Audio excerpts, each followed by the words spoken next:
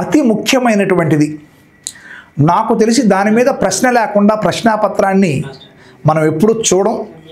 ప్రతి ప్రశ్నాపత్రంలో కూడా ఆ కాన్సెప్ట్ మీద మస్ట్ అండ్ షుడ్గా ఒక ప్రశ్న ఉంటుంది, మనందరికీ తెలిసిందే. అదే వికాస సూత్రాలు, principles of development. It is the most important.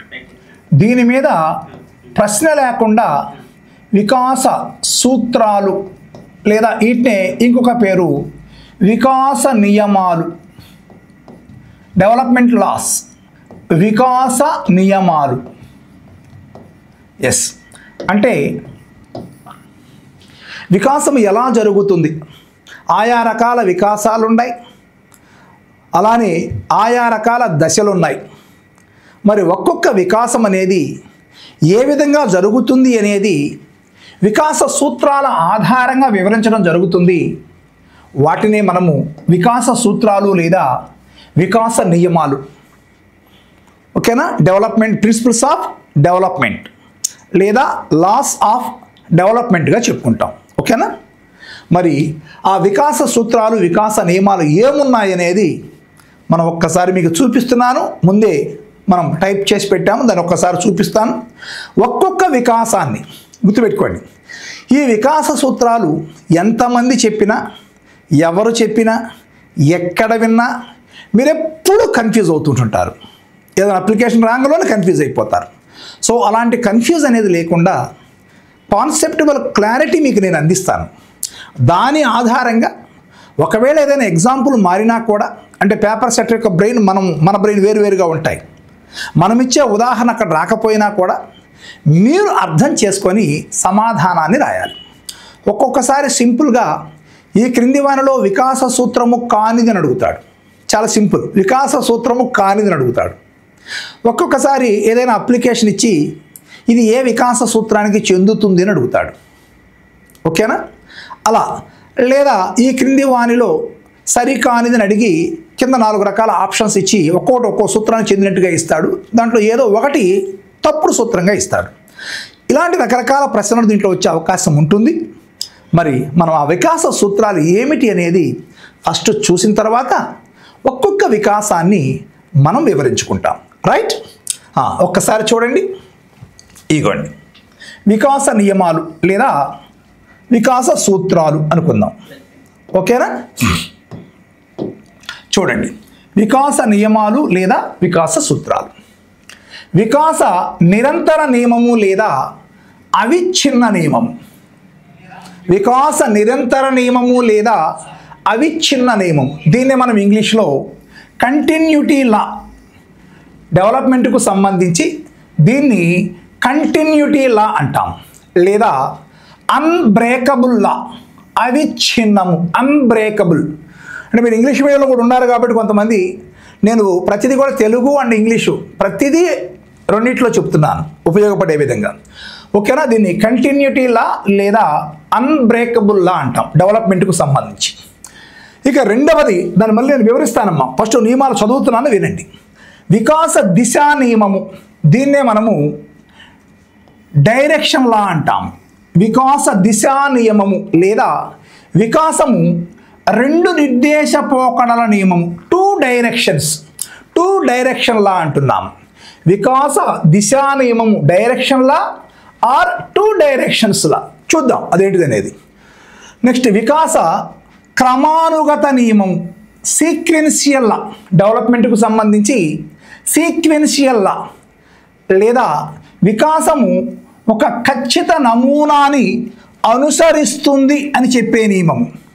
It follows A specific pattern, ఒక ఖచ్చితమైన నమూనా, ఒక స్పెసిఫిక్ ప్యాటర్న్ ఉంటుంది వికాసానికి. ఏ వికాసానికైనా కూడా ఒక స్పెసిఫిక్ ప్యాటర్న్ ఉంటుందని చెప్పేది. దాన్నే క్రమానుగత నియమము, సీక్వెన్షియల్ లా అని కూడా అంటున్నాం. ఈ రెండు ఒకే మాట గుర్తుపెట్టుకోవాలి. నెక్స్ట్ వికాస అంచనా నియమము లేదా వికాస ప్రాగుక్తీకరణ నియమం, రెండు ఒకే మాటలు. అంచనా నియమం అన్న ప్రతి వికాస నియమానికి రెండు పేర్లు ఉన్నాయి. ఇక్కడ చూసారా, నిరంతరము లేదా అవిచ్ఛిన్నము, దిశా నియమము లేదా 2 నిర్దేశ పోకడల నియమం.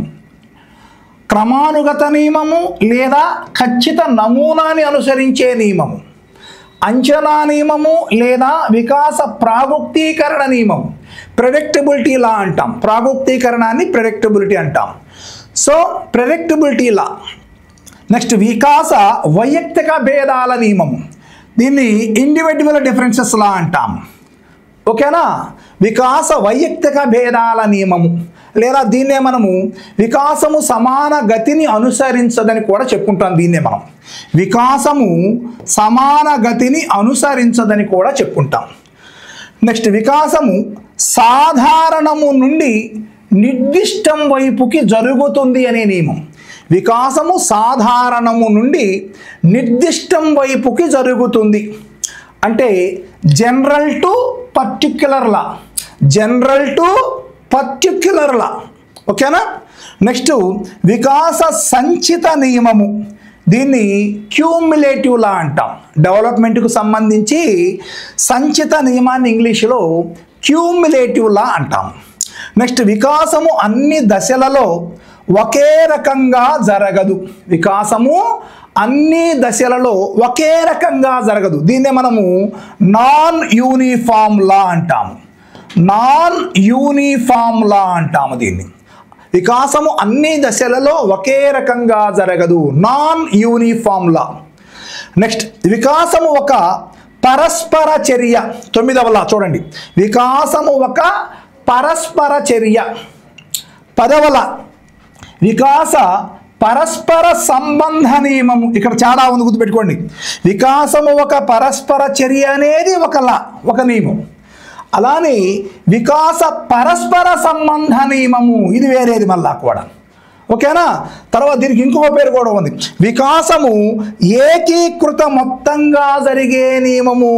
ఇదిగోండి ఏకీకృత మొత్తము, యూనిఫైడ్ హోల్ అంటాం దీన్ని మనము. వికాసము ఏకీకృత మొత్తంగా జరిగే నియమము. ఓకేనా? Unified whole. నెక్స్ట్ వికాసము సర్పలంగా జరుగుతుంది. చూడండి కొత్త మాట వచ్చింది. ఇది న్యూ టెక్స్ట్ బుక్లో యాడ్ అయినటువంటి పాయింట్ ఇది. ఓకేనా? న్యూ బిఎడ్ టెక్స్ట్ బుక్లో ఈ కొత్త పాయింట్ యాడ్ అయ్యింది. మనకు 2022 టెస్ట్లో కూడా దీని మీద అడిగారు. ఇది అసలు వికాస సూత్రమే కాదని చెప్పేశారు చాలామంది కూడా. ఓకేనా? దాంట్లో ఉంది ఇది. వికాసము సర్పిలంగా జరుగుతుంది. దీన్ని స్పైరల్ లా అంటాము. Spiral law. వికాసము అరేఖీయమైనది, నాట్ స్ట్రైట్ లైన్, అరేఖీయమైనది. ఇవి మనకు ఉండేటువంటి లాస్ అన్నీ కూడమ్మా. ఓకేనా? ఒక్కసారి మళ్ళీ చదువుతున్నా చూడండి. వికాస నిరంతర నియమము లేదా అవిచ్ఛిన్న నియమము, continuity law or unbreakable law. వికాస దిశా నియమము లేదా వికాసము 2 నిర్దేశ పోకడల నియమం, direction law or 2 direction law. Next వికాస క్రమానుగత నియమము లేదా వికాసం ఒక ఖచ్చిత నమూనాని అనుసరిస్తుంది, సీక్వెన్షియల్ లా లేదా స్పెసిఫిక్ ప్యాటర్న్స్ లా. నెక్స్ట్ వికాస అంచనా నియమము లేదా వికాస ప్రాగుక్తీకరణ నియమము, ప్రెడిక్టబిలిటీ లా, ప్రెడిక్టబిలిటీ లా. నెక్స్ట్ వికాస వైయక్తిక భేదాల నియమము, ఇండివిజువల్ డిఫరెన్సెస్ లా. వికాసము సాధారణము నుండి నిర్దిష్టం వైపుకు జరుగుతుంది, general to particular direction. Next వికాస సంచిత నియమం, దీన్ని మనము క్యూములేటివ్ లా అంటాం. వికాసము అన్ని దశలలో ఒకే రకంగా జరగదు, దీన్ని నాన్ యూనిఫామ్ లా అంటాము. నాన్ యూనిఫామ్ లా. వికాసం ఒక పరస్పర చర్య. తర్వాత ఇక్కడ మీరు గుర్తుపెట్టుకోవాలి, వికాసం ఒక పరస్పర చర్య అనే లా వేరు, వికాసము పరస్పర సంబంధ నియమం అది వేరు. గుర్తుపెట్టుకోవాలి, దానికి తేడా చెబుతాం మీకు. ఓకేనా? ఈ వికాస పరస్పర సంబంధ నియమాన్ని వికాసము ఏకీకృత మొత్తంగా జరుగుతుంది అనేటువంటి నియమంగా చెప్పుకుంటాం. ఓకేనా? యూనిఫైడ్ హోల్ అని అంటాం దీన్నే మనం. ఓకే, ఈ పాయింట్ కూడా కొత్తగా వచ్చింది. వికాసం ఒక పరస్పర చర్య అనేది పాత పుస్తకాల్లో ఉండదు, ఇది కొత్త పుస్తకాల్లో కనిపించేటువంటి లా. ఇక లాస్ట్ది వికాసము సర్పిలంగా జరుగుతుంది, స్పైరల్ లా అంటాం దీన్నే మనం. ఓకేనా? ఇవి మనకు ఉండేటువంటి లాస్ అమ్మ. మరి దీంట్లో మనము ఒక్కొక్క దాని గురించి మనం ఇప్పుడు చెప్పుకోబోతున్నాం. రైట్ రైట్ మరి ఫస్ట్ లా మనం ఏదైతే మనం చెప్పుకున్నామో ఫస్ట్ లాకు సంబంధించి ఇదిగో చూడండి, వికాస నిరంతర నియమానికి వెళ్ళిపోదాం మనం ఇప్పుడు. ఓకేనా? వికాస నియమాలు. వికాస నియమాలు. జాగ్రత్తగా వినండమ్మా, ఈ పాఠం చాలా ఇంపార్టెంట్. ఈ పాఠం మీద ప్రశ్న లేకుండా ప్రశ్నాపత్రం ఉండే ప్రసక్తే లేదు, గుర్తుపెట్టుకోవాలి. రైట్, ఫస్ట్లా చూడండి, వికాసము నిరంతరమైనది. వికాసము నిరంతరమైనది లేదా వికాసము అవిచ్ఛిన్నమైనది. ఎస్, దీన్ని మనం నిరంతరమైనది, ఓకేనా, కంటిన్యూటీ లా అంటాం దీన్ని. అవిచ్ఛిన్నమైనది, అన్బ్రేకబుల్ లా అంటాం మనం దీన్ని, ఓకేనా. రైట్. అసలు వికాసం అంటే ఏమని నేర్చుకున్నాం మనము? పరిపక్వత మరియు అభ్యసనము వల్ల వ్యక్తి యొక్క ప్రవర్తనలో వయసు పెరిగే కొద్దీ కనిపించేటువంటి గుణాత్మకమైనటువంటి మార్పులనే వికాసము అంటాం. మనం ఫార్ములా కూడా నేర్చుకున్నాం ఆల్రెడీ కూడా. వికాసము is equal to F of పరిపక్వత బై అభ్యసనము అని నేర్చుకున్నాం మనం, అవునా. అంటే ఈ వికాసం అంటే ఆ వికాసం ఏదైనా కావచ్చు, అవునా. భౌతిక వికాసం కావచ్చు, జ్ఞానేంద్రియ వికాసం కావచ్చు, చలన వికాసం కావచ్చు, భాషా వికాసం కావచ్చు, సంజ్ఞానాత్మక వికాసము లేదా మానసిక వికాసం కావచ్చు, సాంఘిక వికాసం కావచ్చు, నైతిక వికాసం కావచ్చు, ఉద్వేగ వికాసం వికాసం అంటే అభివృద్ధి, డెవలప్మెంట్. మనం పుట్టినప్పుడు ఒక యానిమల్ లాగా పుడతాం, కానీ సమాజంలో వ్యక్తులతో పరస్పర చర్యలు జరిపే కొంది మనిషిగా ఎదుగుతాం, ఓకేనా. ఒక జంతువు నుంచి ఒక మనిషిగా ఎదగలుగుతున్నాం. ఆ క్రమంలో మనలో అనేకమైనటువంటి గుణాత్మకమైన మార్పులు కనిపిస్తాయి. ఆ గుణాత్మక మార్పులు అనేవి మనం వికాసంగా చెప్పుకుంటున్నాం. అంటే వికాసం అంటే ఏదో కాదు, వయసు పెరిగే కొంది, మనిషి పెరిగే కొంది వ్యక్తి యొక్క ప్రవర్తనలో కనిపించేటువంటి, కేవలం సింపుల్ మాటే, వ్యక్తి యొక్క ప్రవర్తనలో కనిపించేటువంటి గుణాత్మకమైనటువంటి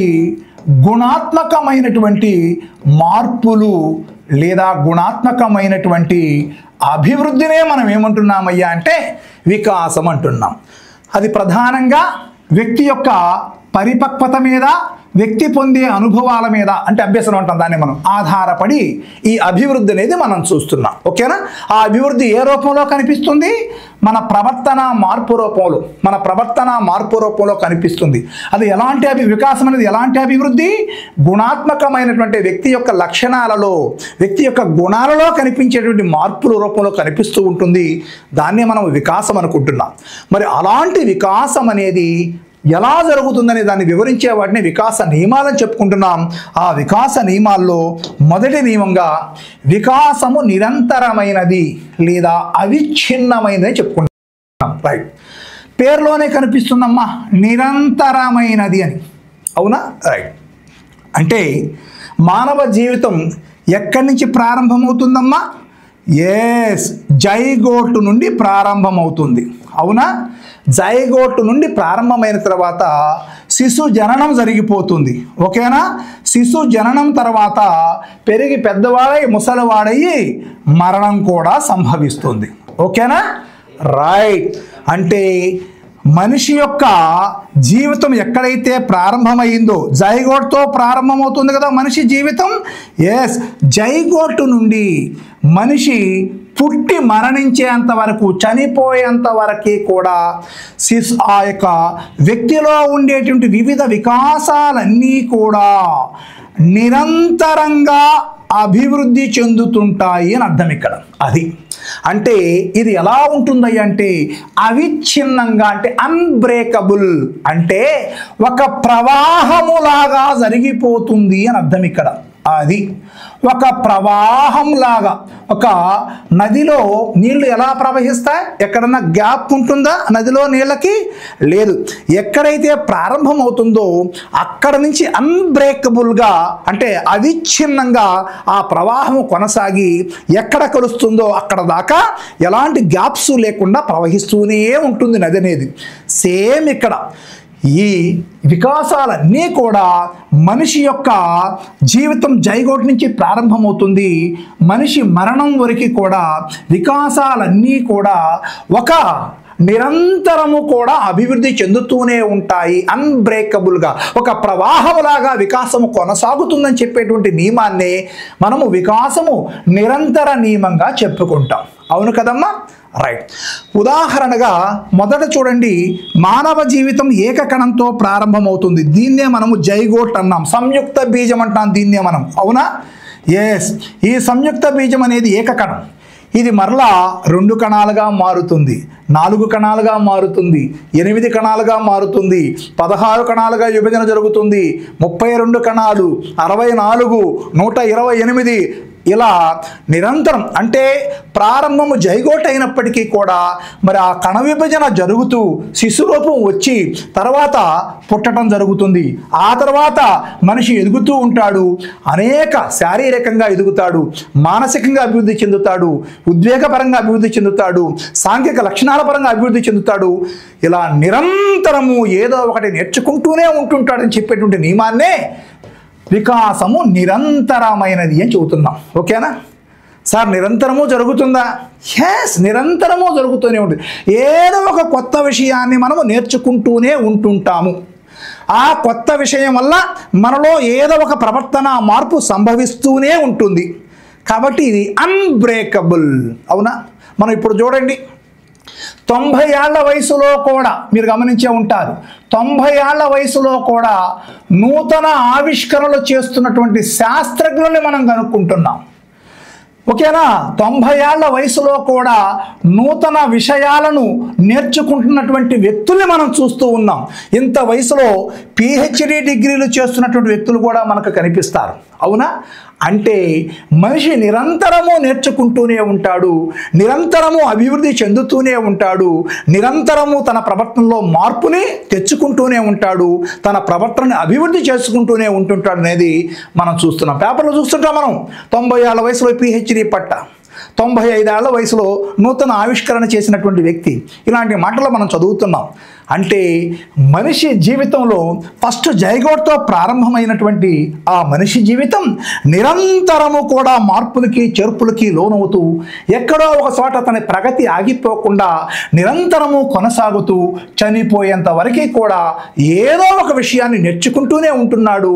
తన యొక్క వికాసం అనేది మార్పు జరుగుతూనే ఉంటుంది అనేది చెప్పేటువంటి లానే మనము వికాసము నిరంతరమైనది.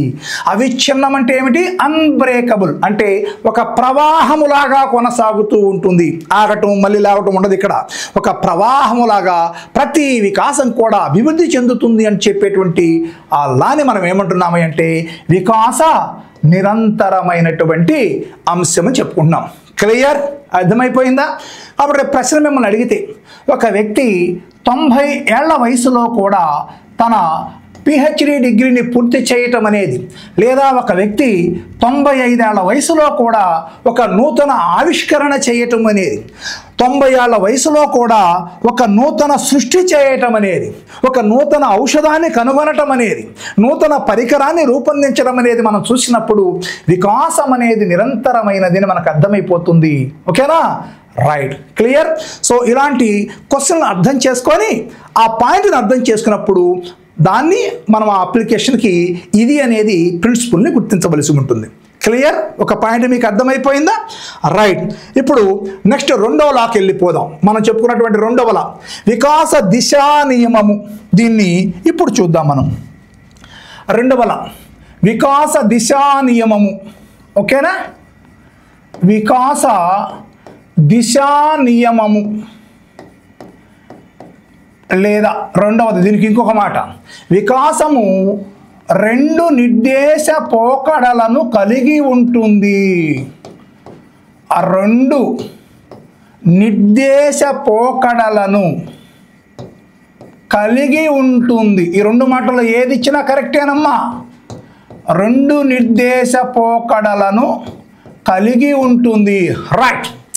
ఇది వికాస దిశా నియమము, డైరెక్షన్ లా అంటాం దీన్ని. డెవలప్మెంట్కు సంబంధించి డైరెక్షన్ లా అంటే వికాసం అనేది ఏ డైరెక్షన్లో జరుగుతుంది అనేది ఈ లా తెలియచేస్తుంది. అయితే ఇక్కడ మీరు గుర్తుపెట్టుకోవాలి, ఈ లా యొక్క ముఖ్య ఉద్దేశము శారీరక వికాసాన్ని గురించి మాత్రమే తెలియచేస్తుంది. ఆ ఒక్క విషయాన్ని గుర్తుపెట్టుకోవాలి. శారీరక వికాసం అంటే భౌతిక వికాసం ఎలా జరుగుతుందనే దాన్ని ఈ ప్రిన్సిపల్ తెలియచేస్తుంది. ఓకేనా? రైట్. మరి ఈ ప్రిన్సిపల్ ప్రకారము వికాసం అనేది 2 డైరెక్షన్స్లో జరుగుతుంది. 2 డైరెక్షన్స్. ఓకేనా? వికాసం అనేది అంటే ఇక్కడ చెప్పారు కదా, భౌతిక వికాసాన్ని గురించి మాత్రమే చెప్పినటువంటి లా ఇది, గుర్తుపెట్టుకోవాలి. వికాసం అనేది 2 డైరెక్షన్స్, 2 నిర్దేశాలుగా జరుగుతుంది అంటున్నాడు. ఓకేనా? ఆ 2 డైరెక్షన్స్ ఏమిటాయి ఒక్కసారి చూద్దాం మనం. Okay, right. 1వ నియమం ప్రకారము అంటే కొంతమంది మనోవిజ్ఞానవేత్తలు వికాసం అనేది అంటే భౌతిక వికాసం అనేది ఇలా జరుగుతుంది అని కొన్ని ఉదాహరణలు వివరించడం జరిగింది. కొంతమంది దాన్ని ఒప్పుకోకుండా వికాసం అనేది ఇలా జరుగుతుంది, ఈ డైరెక్షన్లో జరుగుతుంది చెప్పి కొంతమంది చెప్పడం జరిగింది. ఆ 2 డైరెక్షన్స్ నేను ఇక్కడ మీకు చెబుతున్నాను. ఒక రకం శాస్త్రజ్ఞులు ఏం చెప్పారు, వికాసం అనేది శిరోపాదాభిముఖంగా జరుగుతుంది, శిరోపాదాభిముఖ నియమం అని అంటాం. ఓకేనా? మరికొంతమంది ఏం చెబుతారా అంటే ఈ భౌతిక వికాసం అనేది సమీప దూరస్థంగా జరుగుతుంది, దీన్ని సమీప దూరస్థ నియమము అని అంటున్నాం. సమీప దూరస్థ నియమము. రైట్. శిరోపాదాభిముఖ నియమము, సమీప దూరస్థ నియమము. ఓకే, మరి దీన్ని సెఫలో కాడల్ లా అంటాం. ఇంగ్లీష్లో ఏమంటాం దీన్ని మనము? సెఫలో కాడల్ లా, సెఫలో కాడల్ లా అంటాం. దీన్ని ఏమంటామో తెలుసా? ప్రాక్సిమో డిస్టల్ లా అంటాం. ప్రాక్సిమో డిస్టల్ లా అంటాం. ఓకేనా? Okay, right. ఇక్కడ చూడాలి, ఇక్కడ సెఫలో అంటే ఏందో తెలుసా? హెడ్ అని, తల అని అర్థం. ఇక్కడ కాడల్ అంటే అర్థం ఏందో తెలుసా? టెయిల్ అని అర్థం. ఇక్కడ టెయిల్ మీన్స్ లెగ్స్, ఏదో కాదు, లెగ్స్ అని. Okay, right. నెక్స్ట్ సమీప దూరస్థ నియమం, ప్రాక్సిమో అంటే సెంటర్ ఆఫ్ ద బాడీ అని అర్థం. ఇక్కడ ప్రాక్సిమో అంటే centre of the body, distal అంటే దూరంగా అని. ఓకేనా? రైట్. సరే, వీటి గురించి మనం ఇప్పుడు వివరిద్దాం. సో వికాస దిశా నియమం ప్రకారము వికాసం అనేది 2 దిశలలో జరుగుతుంది. ఒకటి శిరోపాదాభిముఖ నియమము, సెఫలో కాడల్ లా. సమీప దూరస్థ నియమము, ప్రాక్సిమో డిస్టల్ లా. రైట్. ఏమిటి శిరోపాదాభిముఖ నియమం అంటే ఏమిటి? ఇక్కడ మీరు క్లియర్గా చూడండి. శిరో అంటే శిరస్సు, పాదాభిముఖము అంటే పాదాలకు అభిముఖంగా జరిగేటువంటి వికాసం అని అర్థం ఇక్కడ. ఓకేనా?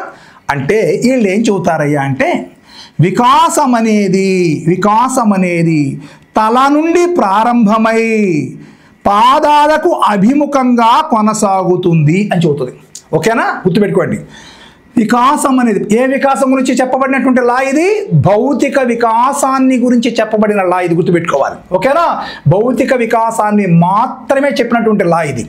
ఎస్, అంటే చాలామంది మనోవిజ్ఞానవేత్తలు ఈ భౌతిక వికాసం అనేది తల నుండి ప్రారంభమై పాదాల వైపుకు కొనసాగుతుంది, పాదాలకు అభిముఖంగా కొనసాగుతుంది అని చెప్పినటువంటి లాని శిరోపాదాభిముఖం.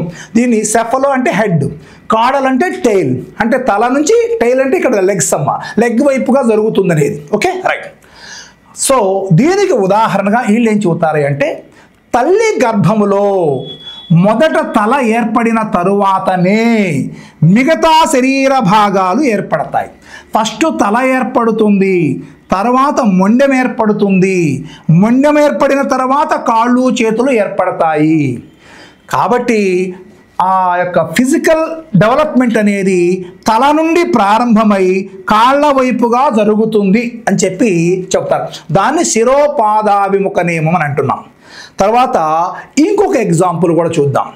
మరి పిల్లవాడు జన్మించేటప్పుడు కూడా తల్లి నుంచి పరిసరాల్లోకి జన్మించేటప్పుడు కూడా మొదట తల బయటికి వస్తుంది, తర్వాత మొండెము బయటికి వస్తుంది, తర్వాతే కాళ్ళు బయటికి వస్తాయి. అవునా? కాబట్టి ఈ యొక్క వికాసం అనేది తల నుండి ప్రారంభమై కాళ్ళ వైపుగా కొనసాగుతుంది అనేది శిరోపాదాభిముఖ నియమం. ఇంకొక ఎగ్జాంపుల్ కూడా చూద్దాం దీనికి సంబంధించి. వీళ్ళు చెప్పే ఇంకొక ఉదాహరణ ఏందయ్యా అంటే, చూడండి, పిల్లవాడికి మొదట తన శరీరం మొత్తం మీద తల మీదే అదుపు వస్తుంది. ఉదాహరణ చూడండి, 3 నెలలకి పిల్లవాడు అంటే మెడ ఎటంటాడు పడేసే 3 నెలల కల్లా పిల్లవాడు తొలిసారిగా తన శరీరం మొత్తం మీద తలను అదుపులోకి తెచ్చుకుంటాడు. అంటే తలను బ్యాలెన్స్గా నిలపటం అనేది నేర్చుకోగలుగుతాడు. అవునా? భౌతిక పరిపక్వతలో భాగంగా ఆ మెడను నిలపగలిగి తల పడిపోకుండా చేయగలుగుతాడు. అది మొదటి అదుపు. తర్వాత ఏం చేస్తాడు? కూర్చోవడం నేర్చుకుంటాడు. అంటే మొండాన్ని తల తర్వాత మొండాన్ని స్టేబుల్గా కూర్చోబెట్టడం నేర్చుకుంటాడు. ఇది రెండవ పాయింట్. ఆ తరువాత కాళ్ళ మీద అదుపు వస్తుంది, కాళ్ళ మీద నిలబడగలుగుతాడు. అంటే ఇక్కడ గమనించారా? అంటే ఈ ఫిజికల్ డెవలప్మెంట్లో మొదట అదుపేమో తల మీద వచ్చింది, తర్వాత అదుపేమో మొండెం మీద వచ్చింది, తర్వాత అదుపేమో కాళ్ళ వైపు వచ్చింది, కాళ్ళ మీద వచ్చింది. కాబట్టి శిరోపాదాభిముఖ నియమం ప్రకారము ఆ భౌతిక వికాసం అనేది తల నుండి ప్రారంభమై కాళ్ళ వైపుకు కొనసాగుతుంది అనేది ఆయా ఉదాహరణలన్నింటి నుంచి మనం నేర్చుకోగలిగాం. క్లియర్? ఇంకా మీకు డౌట్ రాకూడదు. నేను పాఠం చెప్పానంటే డౌట్ రాకూడదు, అంతే. మీకు అంత డెప్త్గా అంత అనాలిసిస్గా చెప్తున్నాను.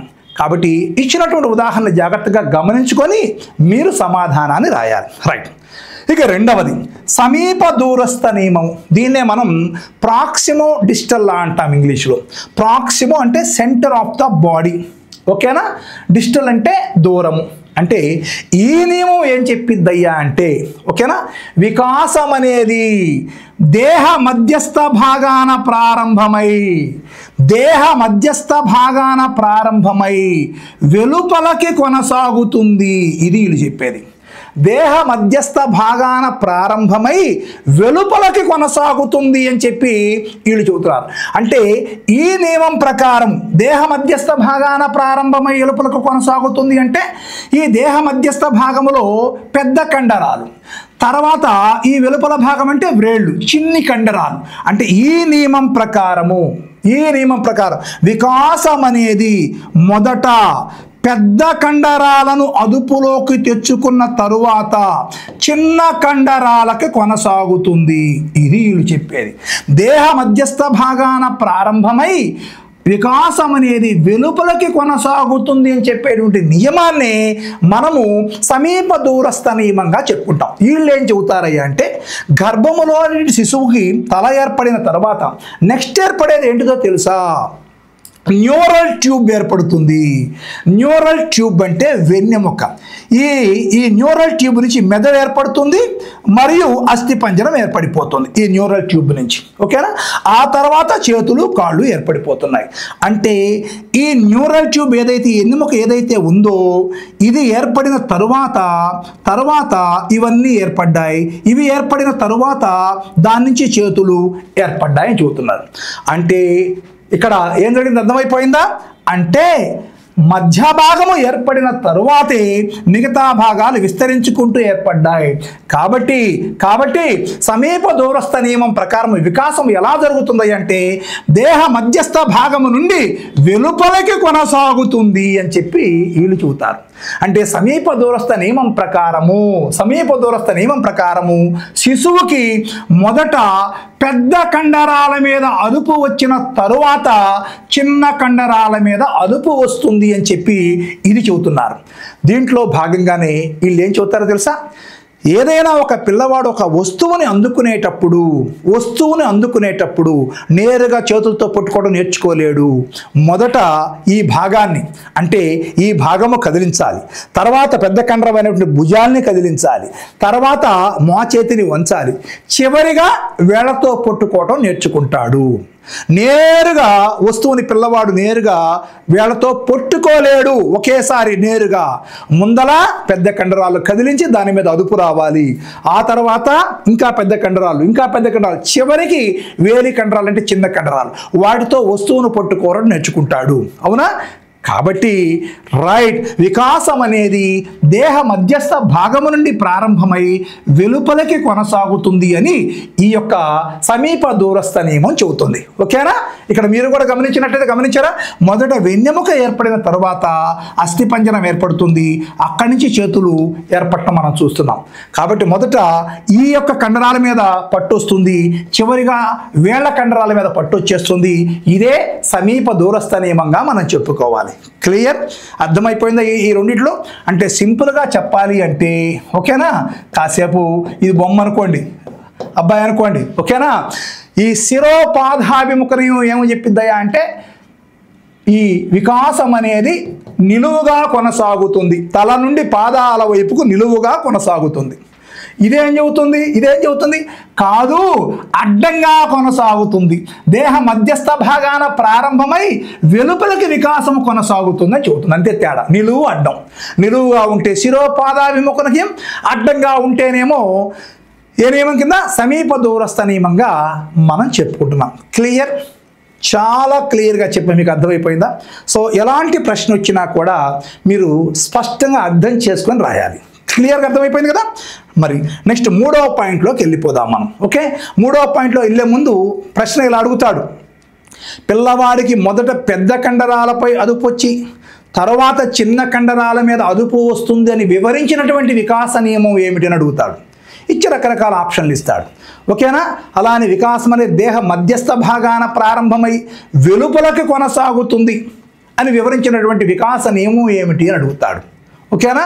రైట్. అలా కాకుండా శిశువుకు మొదట తలపై అదుపు వచ్చి తర్వాత మొండెంపై అదుపు వచ్చి చివరిగా కాళ్ళ మీద అదుపు వస్తుంది, దీన్ని వివరించే నియమం ఏమిటి అని అంటాడు. లేదా దాన్ని ఇంకో రకంగా, మొదట తల నిలిపిన తర్వాత కూర్చోవడం నేర్చుకున్న శిశువు తర్వాత చివరిగా నిల్చోవడం నేర్చుకుంటాడని చెప్తాడు. దీన్ని వివరించేటువంటి వికాస నియమం ఏమిటని అడుగుతాడు. ఓకేనా? ఇలా అడిగినప్పుడు అదేమో శిరోపాదాభిముఖంగా గుర్తుపెట్టుకోవాలి, ఇక్కడేమో పెద్ద కండరాల నుంచి చిన్న కండరాల వైపు అదుపు వస్తుందంటేనేమో సమీప దూరస్థ నియమంగా గుర్తుపెట్టుకోవాలి. క్లియర్? రైట్. నెక్స్ట్ మరి మనం 3వ పాయింట్లోకి వెళ్ళిపోదాం. 3వ పాయింట్ ఏమిటి మనకి? వికాస క్రమానుగత నియమం. అంతేనా? రైట్. వికాస క్రమానుగత నియమం. వికాస క్రమానుగత నియమము లేదా వికాసము ఒక ఖచ్చిత నమూనాని అనుసరిస్తుంది. ఖచ్చిత నమూనాను అనుసరిస్తుంది. ఇది ఎస్, సీక్వెన్షియల్ లా అంటాం దీనే మనం. వికాస క్రమానుగత నియమం, వికాసము ఒక ఖచ్చితమైన నమూనా, దీనే మనం స్పెసిఫిక్ ప్యాటర్న్ అంటాం మనం. స్పెసిఫిక్ ప్యాటర్న్ అంటాం మనం. Okay, right. ఒకసారి చూద్దాం. అంటే శిశువు యొక్క ఏ వికాసమైనా కూడా, ఏ వికాసమైన, భౌతిక వికాసమైన, సంజ్ఞానాత్మక వికాసమైన, సాంఘిక వికాసమైన, జ్ఞానేంద్రియ వికాసమైన, భాషా వికాసమైన, ఏ వికాసమైనా కూడా ప్రతి శిశువులో కూడా ఒక క్రమ పద్ధతిలో, ఒక క్రమ వరుసలో ఒక క్రమ ప్యాటర్న్లో జరుగుతుంది. అది చెప్పేది నియమం. రైట్. అంటే శిశువుకు సంబంధించిన ఏ వికాసమైనా కూడా, ఇందాక చెప్పాను మీకు డైరెక్షన్ లాలో అది కేవలం భౌతిక వికాసాన్ని మాత్రమే సూచిస్తుంది. ఓకేనా? రైట్. బట్ ఇక్కడ చూడండి, వికాస క్రమానుగతం అంటే శిశువుకు సంబంధించిన ఏ వికాసమైనా కూడా సార్వత్రికంగా, అంటే సార్వత్రికంగా ఏంటో తెలుసా? ఈ ప్రపంచంలో అందరిలోనూ కూడా, ప్రతి శిశువులోనూ కూడా ఒక క్రమ పద్ధతి ఉంటుంది. ఆ క్రమ పద్ధతి ప్రకారమే ఏ వికాసమైనా జరుగుతుంది. ఏ శిశువులో కూడా రివర్స్లో జరగదు. ఓకేనా? ఒక ప్యాటర్న్ ఉంటుంది. ఆ ప్యాటర్న్ ప్రకారమే ప్రతి శిశువులో ప్రతి వికాసము జరుగుతుందని చెప్పేటువంటి నియమాన్ని వికాస క్రమానుగత నియమము లేదా వికాసం ఒక ఖచ్చిత నమూనాని అనుసరించేటువంటి నియమం అని చెప్పుకుంటున్నాం. క్లియర్గా అర్థమైపోయిందా? సార్వత్రికంగా ప్రపంచంలో పుట్టిన ఏ శిశువులోనైనా కూడా ఏ వికాసానికి సంబంధించిన అంశాన్ని తీసుకున్నా కూడా ఒక క్రమ పద్ధతి ఉంటుంది, అది ఫిక్స్డ్ అంతే. ఆ ప్రాసెస్, ఆ మెథడ్ అది ఫిక్స్డ్గా ఉంటుంది. ప్రతి శిశువులో కూడా ఆ ఖచ్చితమైనటువంటి ఒక నమూనా ఉంటుంది, అది అలానే జరుగుతుంది. కానీ ఎవరిలో కూడా రివర్స్లో జరగదని చెప్పేటువంటి నియమాన్ని మనము వికాస క్రమానుగత నియమం అని అంటున్నాం. ఉదాహరణగా చూద్దాం. ఉదాహరణగా మనము చలన వికాసాన్ని తీసుకున్నట్లయితే ఈ ప్రపంచంలో ఏ శిశువైనా కూడా మొదట బోర్లా పడటాన్ని నేర్చుకుంటాడు. ఓకేనా? ఈ బోర్లా పడిన తరువాత ప్రాకటాన్ని నేర్చుకుంటాడు. ప్రాకటం నేర్చుకున్న తరువాత కూర్చోవటం నేర్చుకుంటాడు. కూర్చోవటం నేర్చుకున్న తరువాత నిలబడటం నేర్చుకుంటాడు. నిలబడటం జరిగిన తరువాత నడవటం నేర్చుకుంటాడు. నడవటం జరిగిన తరువాత పరిగెత్తటం నేర్చుకుంటాడు. అవునా కాదా? మీరు చూడండి, ఈ ప్రపంచంలో ఏ శిశువైనా కూడా ఈ ప్యాటర్న్లోనే నేర్చుకుంటాడా చలన వికాసాన్ని? ఇంకేదైనా ప్యాటర్న్ ఉంటుందా? నువ్వు బాగా తెలియగలదానివి కాబట్టి నీకు పుట్టిన కొడుకు ఇవన్నీ చేయకుండా నేరుగా నిలబడి నడుస్తున్నాడు. అవునమ్మా? అవునా? లేకపోతే ఇంకొక ఆయన ఫిజిక్ బాగా ఉన్నటువంటి వ్యక్తికి ఒక అబ్బాయి పుట్టాడు. మరి ఆ అబ్బాయి అసలు పుట్టడమే పరిగెత్తడం ప్రారంభించాడు. ఏమ్మా, జరిగిద్దా? ఎవ్వరికీ జరగదు.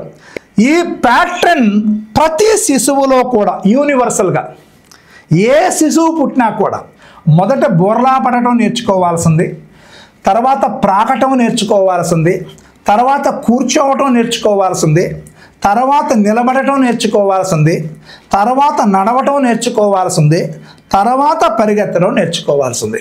ఓకేనా? దీన్ని ఏమంటాము? ఒక ఖచ్చితమైన నమూనా, ఒక ఫిక్స్డ్ ప్యాటర్న్ అంటాం దీన్నే మనం. ఎస్, ఏ వికాసానికి సంబంధించిన ఇంకొక ఉదాహరణ చూద్దాం. ఉదాహరణగా పిల్లవాడిలో జరిగేటువంటి జ్ఞానేంద్రియ వికాసాన్ని చూద్దాం. జ్ఞానేంద్రియ వికాసం. ఓకేనా? ఈ ప్రపంచంలో ఏ శిశువైనా కూడా మొట్టమొదటిగా వికాసము చెందేటువంటి జ్ఞానేంద్రియం స్పర్శ. చూడండి, జ్ఞానేంద్రియ వికాసంలో భాగంగా ఈ ప్రపంచంలో ఏ శిశువైనా కూడా మొట్టమొదటిగా గుర్తించేది స్పర్శని. ఓకేనా? తర్వాత నాలుకంటే రుచి అంటాం దీన్నే మనం. 2 రుచి. తర్వాత 3 వాసన. ఇటు గురించి చెబుతాను నేను, ఆనికి చెబుతాను. 4 వచ్చేసి వినికిడి. 5 వచ్చి దృష్టి. అంటే జ్ఞానేంద్రియ వికాసములో భాగంగా ఈ ప్రపంచంలో ఏ శిశువైనా కూడా మొదట స్పర్శని గుర్తిస్తాడు, తర్వాతే రుచిని గుర్తిస్తాడు, రుచి వికాసం జరిగిద్ది. తర్వాత వాసన వికాసం జరిగిద్ది ఇంకొంచెం కాలానికి వినికిడి వికాసం జరిగిద్ది, ఇంకొంచెం కాలానికి దృష్టి వికాసం జరిగింది. అంటే జ్ఞానేంద్రియ వికాసములో భాగంగా ఏ శిశువైనా కూడా ఇదే ప్యాటర్న్, ఇదే క్రమం ఉంటుంది. కానీ ఇంకా ఏ శిశువులో కూడా నేరుగా దృష్టి వికాసం మొదట జరగదు. ఏ శిశువులో కూడా నేరుగా వాసన వికాసం మొదట జరగదు. ఎవరిలోనైనా కూడా తొలి వికాసము స్పర్శే, 2వ వికాసము రుచే, 3వ వికాసం వాసనే, 4వ వికాసము వినికిడే, 5వ వికాసము దృష్టి. ప్యాటర్న్ మారదు. ఏ శిశువుకైనా అదే ప్యాటర్న్. ఓకేనా? సో వికాసము క్రమానుగతమైనది మనం ఇక్కడ చెబుతాం. అట్లే ఆలోచనల వికాసం కూడా ఎలా జరిగిందో తెలుసా? రైట్. మొదట్లో పిల్లవాడికి, ఈ ప్రపంచంలో పుట్టిన ఏ పిల్లవాడైనా కూడా ఇంద్రియ చాలక ఆలోచన చేయాల్సిందే. ఇంద్రియ చాలక ఆలోచన అంటే ఇంద్రియాలను ఉపయోగించి ఆలోచన చేస్తాడు. 2వ ఆలోచన ప్రతీకాత్మక ఆలోచన. అంటే సింబల్స్ని మెదడులో పెట్టుకొని వాటి గురించి ఆలోచిస్తాడు. ప్రతీకాత్మక ఆలోచన. తర్వాత 3 మూర్త ఆలోచన. అంటే కంటి ఎదురుగా కనిపిస్తూ ఉన్నప్పుడు వాటి గురించి తన మెదడుతో ఆలోచించగలుగుతాడు. 4 అమూర్త ఆలోచన. ఈ ప్యాటర్న్ ఎప్పటికీ మారదు. ఏ పిల్లవాడిలో కూడా మారదు. నేరుగా పుట్టిన పిల్లవాడు ఈ ఆలోచన చేస్తాడా? నీ ఐక్యూ 180, తల్లిదండ్రుల ఐక్యూ, వాళ్ళ పిల్లోడు పుట్టాడు ఏది అదే ఐక్యూతో. కాబట్టి అంత గొప్ప మేధావులైన తల్లిదండ్రులు పుట్టాడు కాబట్టి ఆ పిల్లవాడు నేరుగా 4వ దశ స్టార్ట్ అయ్యిద్దమ్మా, 4వ రకం ఆలోచన స్టార్ట్ అయ్యిద్దా? ఈ ప్రపంచంలో ఎవరిలో కూడా అలా స్టార్ట్ కాదు. ఓకేనా? ఏ పిల్లవాడైనా, వాడు మేధావి పిల్లవాడు కావచ్చు, సాధారణ వ్యక్తి పిల్లవాడు కావచ్చు, ఎవరి పిల్లవాడైనా కావచ్చు, ప్రధానమంత్రి పిల్లవాడు కావచ్చు, ముఖ్యమంత్రి పిల్లవాడు కావచ్చు, పుట్టిన తర్వాత ఈ క్రమములోనే వికాసం జరుగుతుంది. ఆలోచన వికాసం మొదట ఇంద్రియ చాలక ఆలోచన జరగాల్సిందే. ఇటన్నింటి మనకు వస్తాయమ్మా, పియాజే సిద్ధాంతం చెబుతాను. ప్రతీకాత్మక ఆలోచన జరగాల్సిందే, మూర్త ఆలోచన జరగాల్సిందే, ఫైనల్గా అమూర్త ఆలోచన జరగాల్సిందే. ఇది ప్యాటర్న్. కాబట్టి ఇవి ఎక్కడా కూడా ఈ ప్యాటర్న్, ఈ క్రమం మారదు. ఏ వికాసానికి సంబంధించినైనా, ఉదాహరణ భాషా వికాసం తీసుకున్నాం అనుకోండి, మొదట ప్రాక్ భాషా రూపాలు ఉంటాయి, తొలి ప్రాక్ భాషా రూపాలు, తర్వాత ఇంగితాలు ఉంటాయి, తర్వాత శబ్ద అనుకరణలు ఉంటాయి, తర్వాతనే శబ్ద గ్రాహ్యక దశ ఉంటుంది. ఈ దశ ఎవ్వరిలోనూ మారదు. ఓకేనా? ఒకవేళ భాషా శాస్త్రవేత్తకు కొడుకు పుడితే వాడు ఏమన్నా నేరుగా భాషని మాట్లాడగలుగుతాడమ్మా? వాడు పుట్టినా కూడా మొదట ప్రాగ్భాషా రూపాల ద్వారా వ్యక్తం చేయాల్సిందే, తర్వాత ఇంగితాల ద్వారా భాషను వ్యక్తం చేయాల్సిందే, తర్వాత శబ్దాలను అనుకరిస్తూ భాషను వ్యక్తం చేయాల్సిందే, చివరికి భాషను గ్రహిస్తూ మాట్లాడాల్సిందే. ఎవరిలోనైనా ఈ దశ మారదు. ఇది దీని అర్థం. ఇది ఒక ఫిక్స్డ్ ప్యాటర్న్. ఆ ప్యాటర్న్ మారదు. ఏ వికాసమైనా కూడా ఒక ఖచ్చితమైన నమూనాని అనుసరిస్తుందని చెప్పేటువంటి నియమాన్ని మనము వికాస క్రమానుగత నియమము. ప్రపంచంలో ఏ శిశువులోనైనా ఏ వికాసానికి సంబంధించిన ఒక ప్యాటర్న్ ఉంటుంది. ఆ ప్యాటర్న్ ఒక క్రమ పద్ధతిలో ఉంటుంది. ఆ క్రమ పద్ధతిలోనే ఏ వికాసమైనా జరుగుతుంది, కానీ అంతకు మించి జరగడానికి అవకాశం ఉండదని చెప్పేటువంటి నియమాన్ని వికాస క్రమానుగత నియమం. ఓకేనా? రైట్. మరి దీనికి సంబంధించి పోయినసారి ఒక ప్రశ్న అడిగాడు. ఏమడిగాడు తెలుసా? ఒక ఉపాధ్యాయుడు ముందల పిల్లవాడికి వృత్తములను గీయటము నేర్పిన తరువాత చతురస్రములను గీయటము నేర్పాడు. ఇక్కడ ఉపాధ్యాయుడు అనుసరించిన వికాస నియమం ఏమిటి అని అడిగాడు. కింద ఆప్షన్లు ఇచ్చాడు. ఓకేనా? పిల్లవాడికి ముందు వృత్తములను గీయటము నేర్పిన తరువాత చతురస్రములను గీయటము నేర్పించినాడు. ఇక్కడ అతను అనుసరించిన నియమం ఏమిటి? చాలామంది కన్ఫ్యూజ్ అయిపోయారు. ఇక్కడ గుర్తుపెట్టుకోండి, పిల్లవాడికి పలకించినట్లయితే, పలక బలపం ఇస్తే వాడు ఏం చేస్తాడో తెలుసు. వాడికి ఏమి రాకపోయినా కూడా కుండ్ర సున్నాలు కొడతా ఉంటాడు. మీరు చూసుకోండి. అంటే పిల్లవాడు మొదట సున్నాలు గీయటమే నేర్చుకోగలుగుతాడు ఈ ప్రపంచంలో ఏ పిల్లోడైనా కూడా. ఓకేనా? రైట్. ఆ తరువాతని సరళ రేఖ గీయటము, చక్కని చతురస్రాన్ని గీయటము నేర్చుకుంటాడు. అంటే వికాసం అనేది ఎప్పుడూ కూడా క్రమానుగతంగా జరుగుతుందే కానీ ఏ పిల్లవాడు కూడా మొదట నేరుగా చతురస్రాన్ని గీయటాన్ని నేర్చుకోడు. వృత్తాలు గీయటమే నేర్చుకుంటాడు మొదట. ఓకేనా? ఈ క్రమ పద్ధతిలోనే అభ్యసనం సాగుతుంది. అది దాని అర్థం ఇక్కడ. ఓకేనా? అక్కడ ఉపాధ్యాయుడు అనుసరించిన నియమం ఏమిటయ్యా అంటే వికాసము క్రమానుగతమైనదనే నియమాన్ని అనుసరించి వృత్తాన్ని నేర్పిన తర్వాత చతురస్రాన్ని నేర్పాడు అని అర్థం ఇక్కడ. ఓకే? రైట్. ఇక 4వ లాకు వెళ్ళిపోదాం. 4వ లా వికాస అంచనా నియమము లేదా వికాస ప్రాగుక్తీకరణ నియమం. 4వ లా అమ్మ వికాస అంచనా నియమము లేదా వికాస ప్రాగుక్తీకరణ నియమము.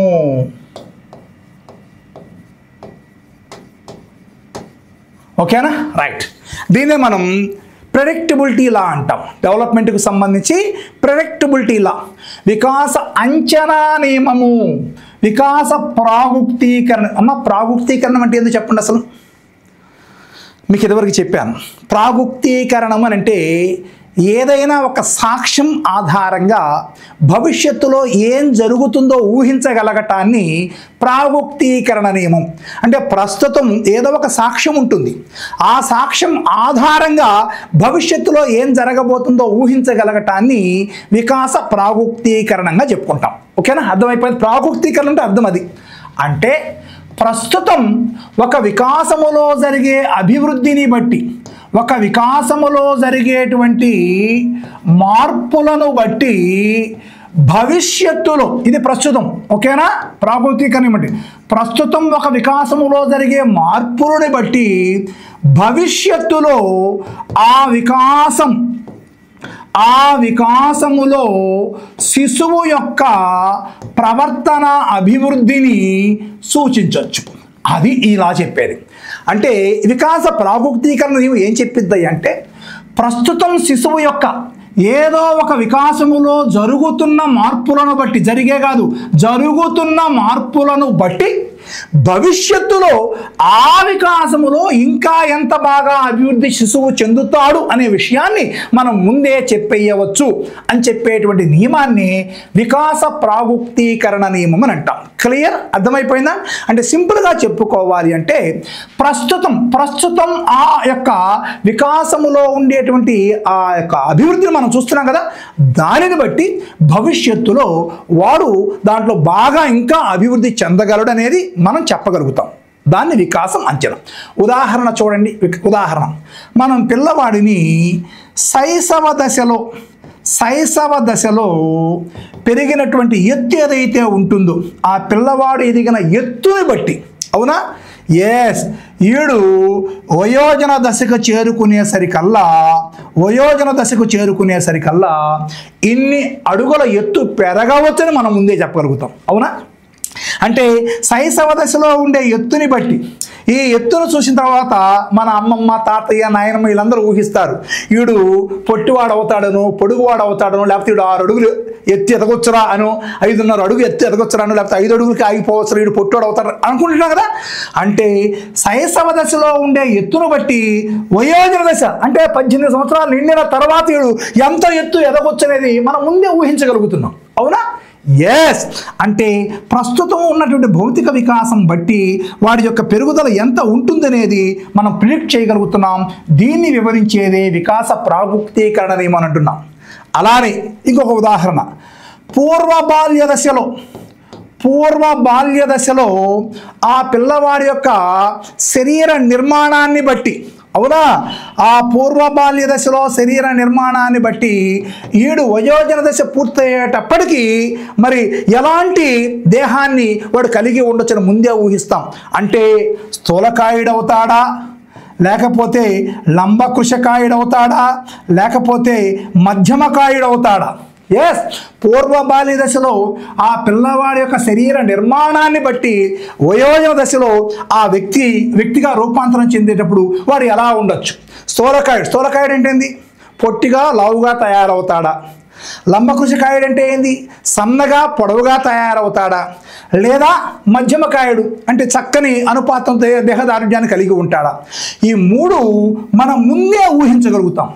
అవునా? మన ఇంట్లో అంటుంటారు కదా ఆ మాట, ఒరే ఈడు పెద్ద పొట్టివాడు ఎట్టున్నాడు లావుగా, ఒరే ఈడు సన్నగా బొంగులా తయారెట్టున్నాడు రా పెద్ద ఏళ్ళకే అని అంటున్నాం. మనం గమనించామా? అంటే ప్రస్తుత దేహ నిర్మాణాన్ని బట్టి, ప్రస్తుత శరీర నిర్మాణాన్ని బట్టి భవిష్యత్తులో వాడు ఎలాంటి దేహ నిర్మాణాన్ని కలిగి ఉంటాడు అనేది మనం ముందే ఊహించగలుగుతున్నాం. దీన్ని వికాస అంచనా నియమము లేదా వికాస ప్రాగుక్తీకరణ నియమం అంటున్నాం. ఓకేనా? రైట్. సరే, ఇంకొక ఉదాహరణ తీసుకుందాం మనం. ఓకేనా? రైట్.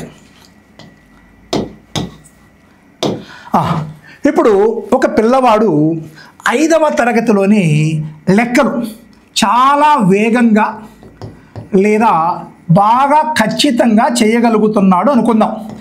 ఏది? 5వ తరగతిలోనే పిల్లవాడు చాలా వేగంగా ఖచ్చితంగా చేయగలుగుతున్నాడు అనుకుంటున్నాం లెక్కలు. సో మనం ఏం ప్రిడిక్ట్ చేయొచ్చు మనం ఈ అబ్బాయి గురించి?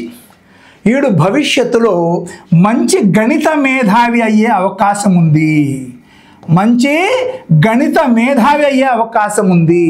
వీడిలో గణిత శాస్త్రజ్ఞుడయ్యే లక్షణాలు కనిపిస్తున్నాయి, వీడిలో గణిత ఉపాధ్యాయుడయ్యే లక్షణాలు కనిపిస్తున్నాయి అని మనం ముందే ప్రిడిక్ట్ చేస్తున్నాం. అవునా? అంటే ప్రస్తుతం ఆ పిల్లవాడిలో ఉండేటువంటి సంజ్ఞానాత్మక వికాసం ఏదైతే ఉందో, అంటే లెక్కల్ని వేగంగా ఖచ్చితంగా చేసిన గుణం ఏదైతే ఉందో ఆ వికాసాన్ని మనం చూసి వాడిని అంచనా వేస్తున్నాం. ఏమని?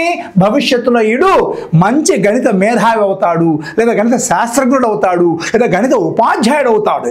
అంటే ప్రస్తుతం దీని ఆధారంగా దాన్ని అంచనా వేస్తున్నాం. కాబట్టి వికాసం అనేది ప్రాగుక్తీకరించబడుతుంది అని చెప్పి మనం అర్థం చేసుకోవాలా. ఓకేనా? లేదు, ఒక 6వ తరగతి పిల్లవాడు లేదా 5వ తరగతి పిల్లవాడు, ఓకేనా, అందరికంటే కూడా చాలా వేగంగా పరిగెత్తగలుగుతాడు. చాలా వేగంగా పరిగెత్తగలుగుతున్నాడు. ఓకేనా? చక్కని దేహదారుఢ్యం కూడా ఉంది పిల్లవాడు. ఓకేనా? ఈ దేహదారుఢ్యము ఈ వేగంగా పరిగెత్తడాన్ని గమనించిన మనం ఏం చేస్తాము, భవిష్యత్తులో ఈడు గొప్ప రన్నర్ అవుతాడు. ఓకేనా? భవిష్యత్తులో ఈడు గొప్ప రన్నర్ అయ్యే అవకాశం ఉంది అని మనం గమనిస్తున్నాం. అంటే ప్రస్తుతం ఇక్కడ ఉండేటువంటి దీని ఆధారంగా భవిష్యత్తులో అది ఇంకా ఎంత అభివృద్ధి చెందుతుంది అనేది మనం ముందే ఊహించగలుగుతున్నాం. దీన్నే వికాస ప్రాగుప్తీకరణ నియమంగా మనం చెప్పుకుంటున్నాం. క్లియర్? అనేక ఉదాహరణలు ఇచ్చాను. అంటే ప్రస్తుతం ఒక వికాసాన్ని మనం చూసినప్పుడు భవిష్యత్తులో ఆ వికాసం అనేది ఇంకా ఎంత బాగా అభివృద్ధి చెందుతుందని ముందే అంచనా వేయగలగవచ్చు. దాన్ని వివరించే నియమాన్ని వికాస అంచనా నియమము లేదా వికాస ప్రాముక్తీకరణ నియమంగా మనం చెప్పుకుంటాం. క్లియర్? రైట్. మరి నెక్స్ట్ ఉదాహరణలోకి వెళ్ళిపోదామా? నెక్స్ట్ లాలోకి వెళ్ళిపోదాం. నెక్స్ట్ లా ఏం చెబుతుందో చూద్దాం. వికాస వైయక్తిక భేదాల నియమాన్ని చెబుతుంది. Okay, right. వికాస వైయక్తిక భేదాల నియమం. వికాస వైయక్తిక భేదాల నియమం. రైట్. వికాసం అనేది ఒక క్రమ పద్ధతిలో జరుగుతుంది, నిరంతరము జరుగుతుందని కూడా నేర్చుకున్నామా. నిరంతరము జరుగుతుంది, ఒక క్రమ పద్ధతిలోనూ జరుగుతుంది. ఓకేనా? అయితే ఆ వికాసం అనేది నిరంతరము జరిగినప్పటికీ ఒక క్రమ పద్ధతిలో జరిగినప్పటికీ ఏ ఇద్దరిలోనూ ఒకే వేగంతో ఒకే గుణాత్మకంగా ఒకే స్థాయిగా జరగదు. అది ఇక్కడ చెప్పేది. ఓకేనా?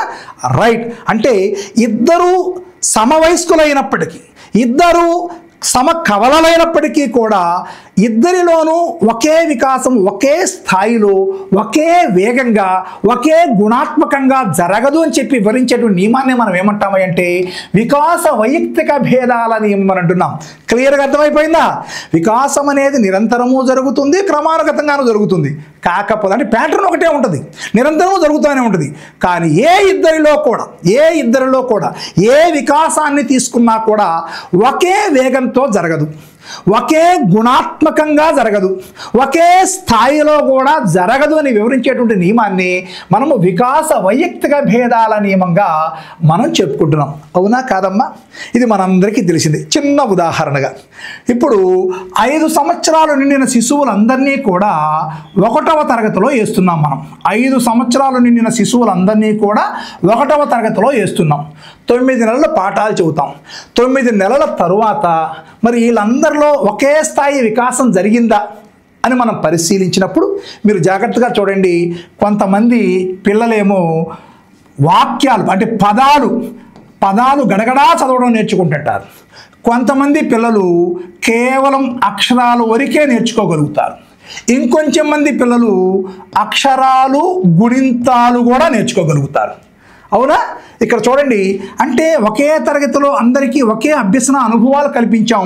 అందరూ ఒకే వయసే, అందరికీ ఒకే ఉపాధ్యాయుడే బోధించాడు. కానీ ఇక్కడ మీరు గమనించారా? మరి అందరిలో ఒకే రకమైన వికాసం జరిగిందా? జరగలేదు.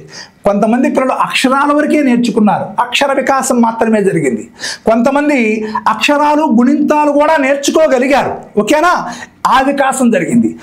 కొంతమంది అక్షరాలు గుణితాలు అన్నీ నేర్చుకుని పదాన్ని గడగడా చదవడం కూడా నేర్చుకున్నారు. మరి వాళ్ళలో ఆ వికాసం జరిగిపోయింది. కాబట్టి వికాసం అనేది అందరిలో నిరంతరంగా జరుగుతున్నప్పటికీ, అందరిలో ఒక క్రమ పద్ధతిలో జరుగుతున్నప్పటికీ మరి అందరిలో ఒకే స్థాయిలో ఒకే గుణాత్మకంగా ఒకే వేగంగా జరగదనేది మనకు అర్థమైపోతుంది. ఓకేనా? ఇంకొక చిన్న ఉదాహరణ. 5వ తరగతి విద్యార్థులు మనం పరిశీలించినప్పుడు 5వ తరగతి విద్యార్థులు అంటే వీళ్ళందరూ ఒకే వయసు విద్యార్థులు, ఒకే ఉపాధ్యాయుల యొక్క బోధన, ఒకే అనుభవాలు, ఒకే పరిసరాలు అన్నీ ఒకటే. కానీ 5వ తరగతి పూర్తయ్యేటప్పటికీ కొంతమంది కసాగులు కట్టడము, బాగా ఆహారాలు చేయటము చేస్తూ ఉంటే కొంతమంది కేవలం తీసివేతల వరకే వస్తారు. కొంతమంది అంకెల సంఖ్యల భావన వరకే నేర్చుకోగలుగుతారు. అవునా? మరి ఇక్కడ గమనించండి. కేవలం 5వ తరగతి పూర్తయినా కూడా అంకెలు సంఖ్యల భావన వరకు మాత్రమే వికాసం జరిగింది. మరి వీళ్ళకి అంకెలు సంఖ్యల భావనతో పాటు కూడికలు తీసివేతల దాకా కూడా నేర్చుకోగలిగారు. ఓకేనా? మరి కొంతమంది కూడికలు, తీసివేతలు, భాగహారాలు, కసాగు కట్టడం కూడా నేర్చుకోగలిగారు. అవునా? అంటే అందరూ ఒకే వయసు వారైనప్పటికీ కూడా, అందరికీ ఒకే అనుభవాలు కల్పించినప్పటికీ కూడా, నిరంతరము నేర్చుకుంటున్నప్పటికీ కూడా అందరిలోనూ ఒకే స్థాయి గుణాత్మక అభివృద్ధి కనిపించలేదు. ఓకేనా? రైట్. అంటే వికాసములో వైయక్తిక భేదాలు ఉంటాయి. వికాసము సమాన గతిని అనుసరించదు అనేది ఈ నియమం మనకు తెలియజేస్తుంది. క్లియర్? అర్థమైపోయింది కదమ్మా? ఎస్. మరి చూడండి, రాజు, రాధ ఇద్దరూ కూడా కవల సోదరులైనప్పటికీ కూడా, కవల పిల్లలైనప్పటికీ కూడా, రాజు, రాధ ఇద్దరూ కవల పిల్లలైనప్పటికీ కూడా, మరి రాజు ఏమో 1 సంవత్సరము నిండినప్పటికీ నడక ప్రారంభించాడు. రాధేమో ఇంకా కూర్చోవటంలోనే ఉండిపోయింది. చలన వికాసంలో భాగంగా ఇక్కడ చూడండి, రాజేమో సంవత్సరం నిండే నాటికి నడవడం కూడా ప్రారంభిస్తే మరి రాధ ఇంకా కూర్చోవటంలోనే ఉండిపోయింది. అవునా? ఇద్దరు కవల పిల్లలే, ఇద్దరు ఒకేసారి పుట్టారు. కానీ వీళ్ళలో ఒకే వికాసంలో తేడా కనిపించింది. చలన వికాసంలో భాగంగా రాజు సంవత్సరానికి నడవడం ప్రారంభించాడు, రాధ ఇంకా కూర్చోవటంలోనే ఉండిపోయింది. ఓకే? కాబట్టి ఏ ఇద్దరిలోనూ కూడా ఒకే వికాసం, ఏ వికాసాన్ని తీసుకున్నా కూడా మరి ఒకే స్థాయి ఉండదు, ఒకే గుణాత్మకత ఉండదు, ఒకే వేగం ఉండదని తెలియచేసేటువంటి ఆ యొక్క నియమాన్ని మనం ఏమంటున్నాము అంటే వికాస వైయక్తిక భేదాల నియమంగా మనం చెప్పుకుంటున్నాం. క్లియర్? రైట్. మరి నెక్స్ట్ పాయింట్లోకి వెళ్ళిపోదామా మనం? Next principle. రైట్. నెక్స్ట్, వికాసము సాధారణము నుండి నిర్దిష్టం వైపుకు జరుగుతుంది. వికాసము సాధారణము నుండి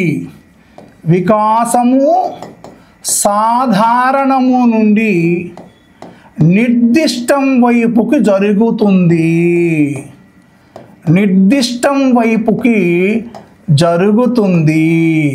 రైట్. ఒకసారి చూద్దాం. అంటే దీనిలో మనం జనరల్ టు పర్టిక్యులర్ అంటాం దీన్ని మనం. ఎస్. ఏ వికాసమైనా కూడా శిశువులో మొదట సాధారణ ప్రతిస్పందనలు ఉంటాయి. జనరల్ రెస్పాన్స్ అంటాం వీటినే మనం. సాధారణ ప్రతిస్పందనలు ఉంటాయి. ఓకేనా? అనుభవాలు పెరిగే కొంది నిర్దిష్ట ప్రతిస్పందనలను పిల్లవాడు చేయగలుగుతాడు. అంటే అభివృద్ధి అనేది ఎటు నుంచి ఎటు జరిగింది? General respond to specified response.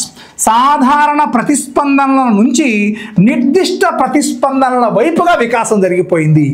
ఏ వికాసమైనా కూడా మొదట సాధారణ ప్రతిస్పందనలే చేయగలుగుతాడు, తర్వాత అవసరమైనటువంటి స్పెసిఫైడ్ రెస్పాన్స్ అంటే నిర్దిష్ట ప్రతిస్పందన నేర్చుకోగలుగుతాడు. నేరుగా నిర్దిష్ట ప్రతిస్పందన చేయలేడు. ఓకేనా? మొదట సాధారణ ప్రతిస్పందన ఉండి తర్వాత నిర్దిష్ట ప్రతిస్పందన చేయగలుగుతాడు అని వివరించేటువంటిదే ఈ వికాసము సాధారణ నిర్దిష్టం వైపుకు జరుగుతుంది అని చెప్పేటువంటి నియమం. ఉదాహరణ చూడండి. ఇప్పుడు చిన్నప్పుడు వాడికి ఉత్తేజం కలిగినప్పుడు ఓకేనా శరీరం అంతా కదిలిస్తాడు. వాడికి ఏడుపు వచ్చింది అనుకుందాం. ఓకేనా? ఆ ఏడ్చేటప్పుడు పిల్లవాడిని మీరు గమనించండి. ఏడ్చేటువంటి పిల్లవాడు ఏది పుట్టినటువంటి శిశువు 2 నెలల దాకా శరీరం అంతా మొత్తము కదిలిపోతుంది. శరీరం అంతా కూడా మొత్తము కదిలే విధంగా ఏడుస్తాడు. గమనించుకోండి మీరు. అవునా? ఏడ్చేటువంటి శిశువు మొదట్లో శరీరం మొత్తం కదిలే విధంగా ఏడుస్తాడు. అవునా కాదా? అవునా? దాన్ని జనరల్ రెస్పాండ్ అంటాం. దాన్నే మనం సాధారణ ప్రతిస్పందన అంటున్నాం. దాన్నే మనం శరీరం మొత్తం కదిలిస్తున్నాడు. యాక్చువల్గా ఏడవాలంటే ఏది మాత్రమే కదలాలి? ఏడ్చేటప్పుడు ఏది మాత్రమే కదలాలి? కళ్ళు కదలాలి, కళ్ళ నుంచి నీరు రావాలి, అంతవరకు రావాలి. కానీ అలా ఉండదు. మొత్తం శరీరం అంతా కదిలే విధంగా ఏడుస్తూ ఉంటాడు. దీన్ని సాధారణ ప్రతిస్పందన అంటున్నాం.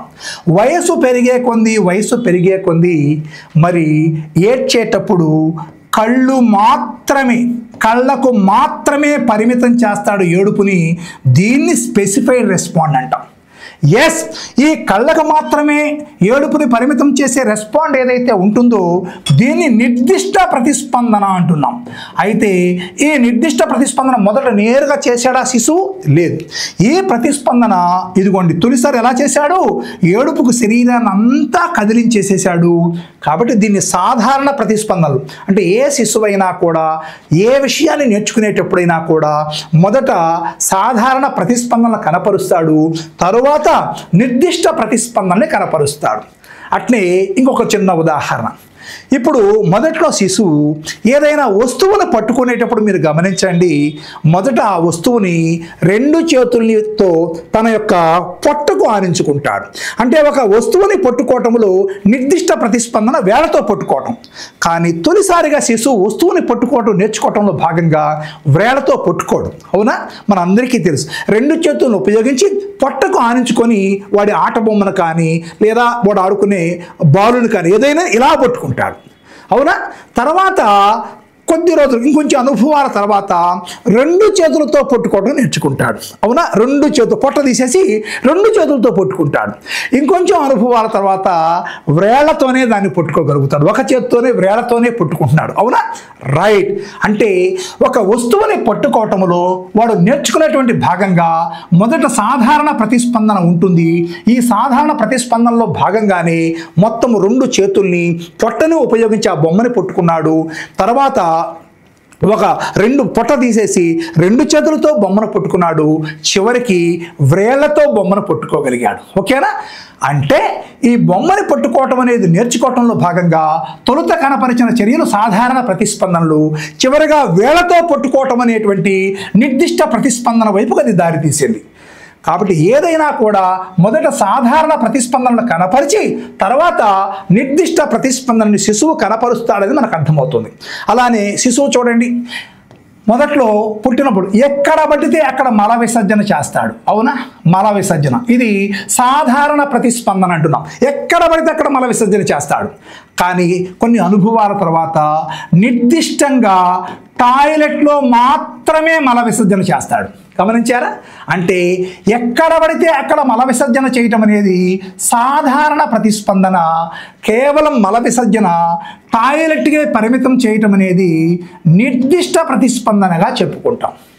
అలానే మొదట వేయి పడితే అవి నోట్లో పెట్టుకుంటుంటాడు. గమనించారా?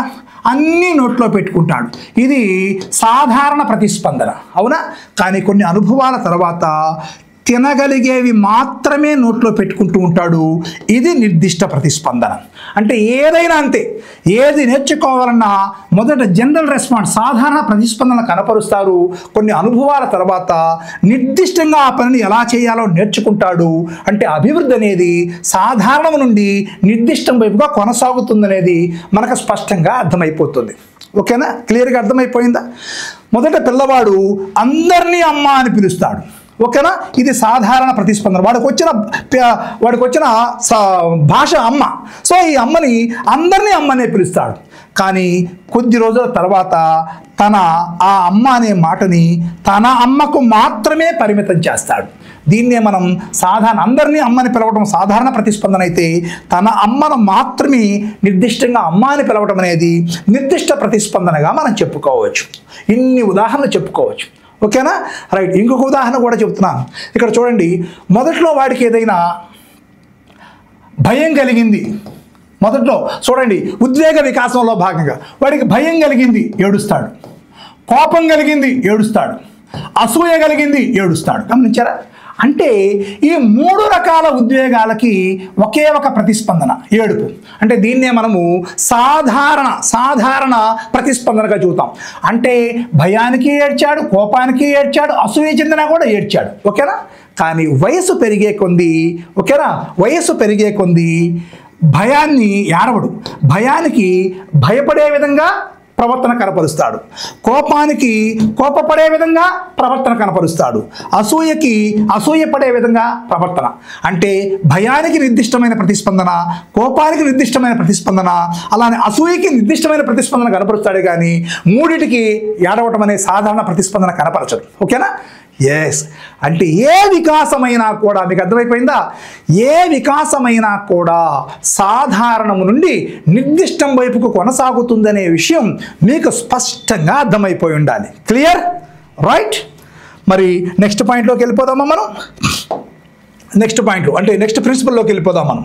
నెక్స్ట్ ప్రిన్సిపల్ వచ్చి వికాస సంచిత నియమం. రైట్, వికాస సంచిత నియమము.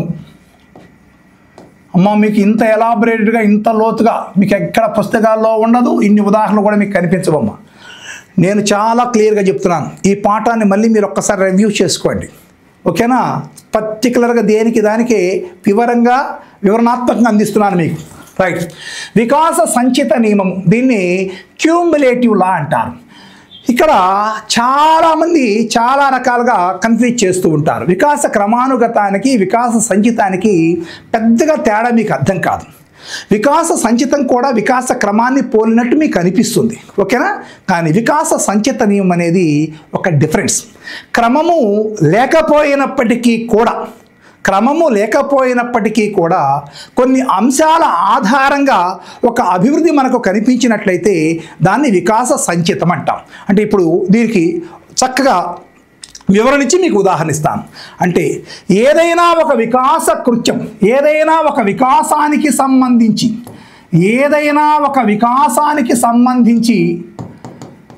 సంబంధించిన గుణాత్మక అభివృద్ధి ఏదైతే ఉందో, ఓకేనా, ఈ అభివృద్ధి అనేది దాని ముందు విజయవంతంగా పూర్తి చేసిన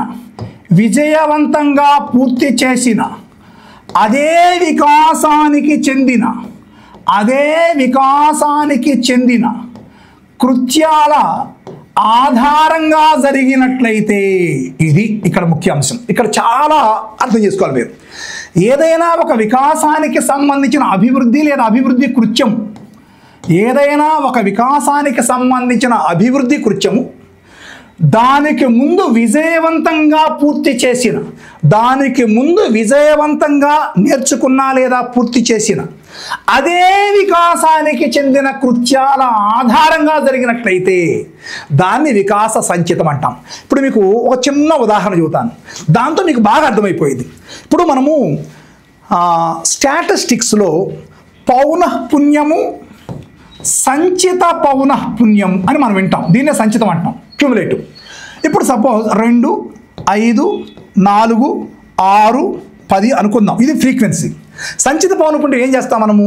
ఇది 2ని ఇలానే వేస్తాం, ఈ 2 కూడుకొని సంచిత పౌనఃపున్యం వేస్తాం, ఈ 3 కూడుకొని 5, 2, 7, 4, 11 సంచిత పౌనఃపున్యం వేస్తాం, తర్వాత ఈ 4 కూడుకొని సంచిత పౌనఃపున్యం వేస్తాం, తర్వాత మొత్తం కూడుకొని ఇక్కడ వేసేస్తాం.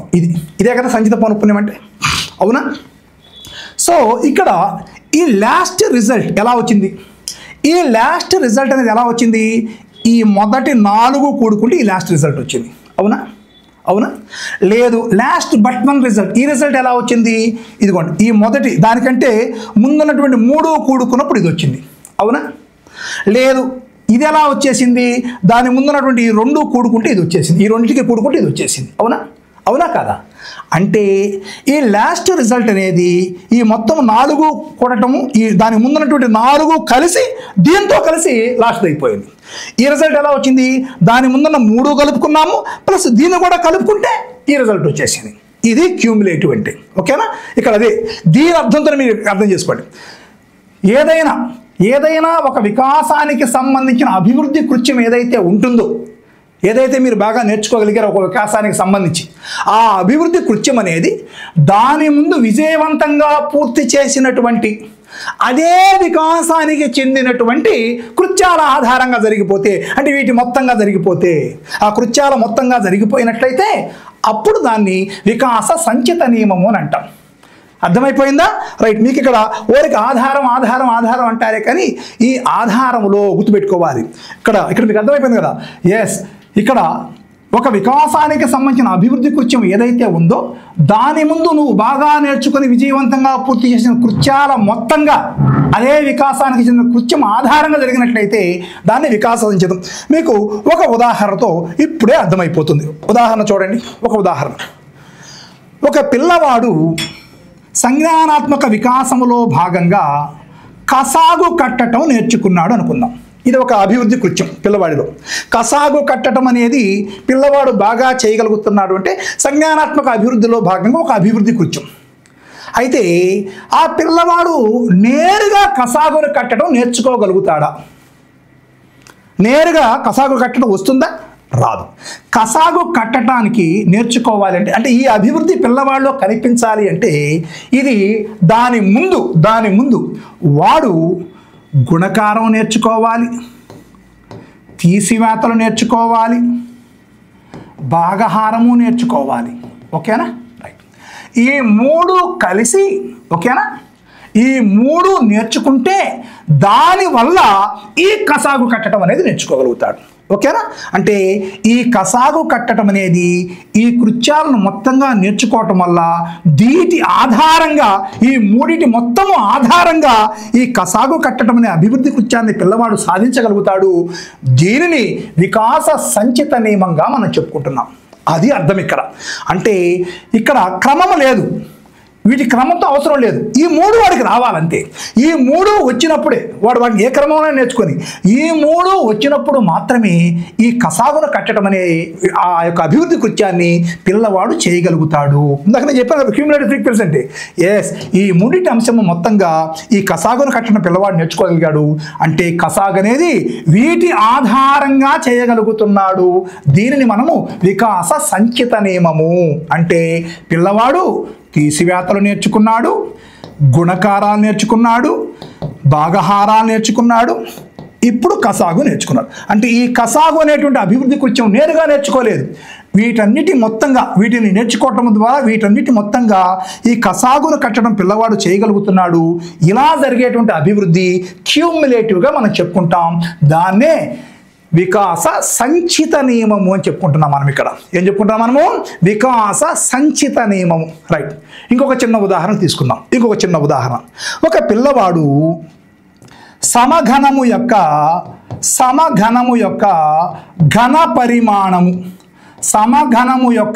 ఘన పరిమాణాన్ని నేర్చుకున్నాడు అనుకుందాం మనం. రైట్.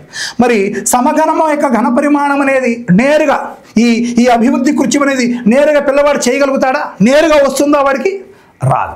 ఈ సమఘన ఘన పరిమాణాన్ని నేర్చుకోవాలంటే ముందల పిల్లవాడు చతురస్రం అంటే ఏందో నేర్చుకోవాలి, వైశాల్యం అంటే ఏందో నేర్చుకోవాలి, చుట్టుకొలత అంటే ఏందో నేర్చుకోవాలి, త్రిజ్యామితి అంటే ఏందో నేర్చుకోవాలి. ఈ భావనలన్నీ నేర్చుకుంటే, ఓకేనా, ఈ భావనల మొత్తం ఆధారంగా సమఘనము యొక్క ఘన పరిమాణాన్ని చేయగలుగుతాడు, అర్థం చేసుకోగలుగుతాడు. అవునా? రైట్. అంటే సమఘనము యొక్క ఘన పరిమాణం అనేటువంటి కృత్య అభివృద్ధి అనేది దాని ముందు విజయవంతంగా నేర్చుకున్నటువంటి ఈ కృత్యాల మొత్తము ఆధారంగా ఈ అభివృద్ధి జరిగిపోయింది.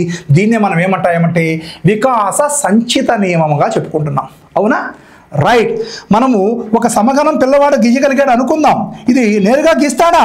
దీనికి ముందు ఏం నెయ్యాలి? వాడు ఫస్ట్ రేఖాఖండాన్ని గీయగలగాలి, తర్వాత రేఖాఖండం ఆధారంగా చతురస్రాన్ని గీయాలి, చతురస్రం ఆధారంగా సమఘనాన్ని గీయాలి.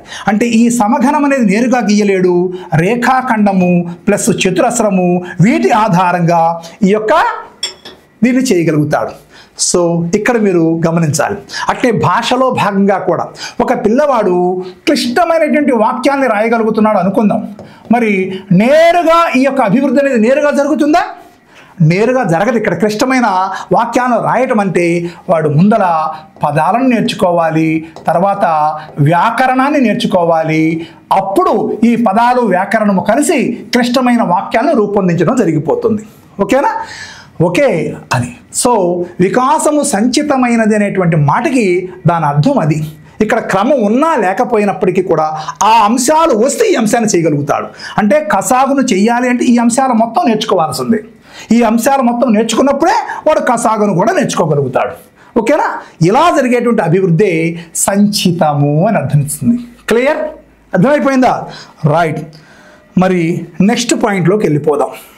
మీరు ఇక భయపడద్దు.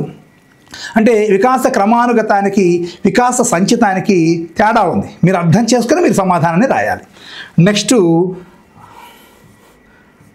నెక్స్ట్ నియమం, వికాసము అన్ని దశలలో ఒకే రకంగా జరగదు. వికాసము అన్ని దశలలో ఒకే రకంగా జరగదు. రైట్. మనం ఇందాక నేర్చుకున్నాం, వికాసం అందరిలోనూ జరుగుతుంది, వికాసం నిరంతరము జరుగుతుంది, వికాసం ఒక క్రమ పద్ధతిలోనూ జరుగుతుంది. ఇవన్నీ నేర్చుకున్నాం మనం. అయితే వికాసం నిరంతరము జరిగినప్పటికీ, వికాసం అందరిలోనూ జరిగినప్పటికీ, వికాసం ఒక క్రమ పద్ధతిలోనూ జరిగినప్పటికీ, కానీ అన్ని దశలలో, గుర్తుపెట్టుకోవాలి ఇక్కడ, అన్ని దశలలో ఒకే రకంగా జరగదు. ఇది చెబుతుంది వికాసం. ఏ వికాసం తీసుకున్నప్పటికీ కూడా అన్ని దశలు చెప్పారు కదా, వికాసము నిరంతరము జరుగుతుంది, క్రమానుగతంగా జరుగుతుంది, అందరిలోనూ జరుగుతుంది, కానీ అన్ని దశలలో ఒకే రకంగా జరగదు. అంటే ఒకే వ్యక్తిలో అనేక దశలు ఉంటాయి కదమ్మా.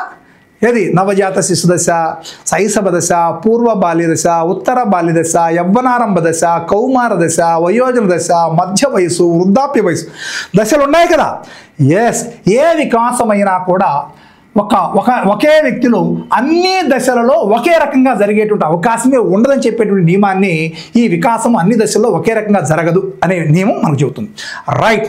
మనం ఉదాహరణగా చూద్దామా? అన్ని దశల్లో ఒకే రకంగా జరగదు అంటున్నారు, అవును కదా.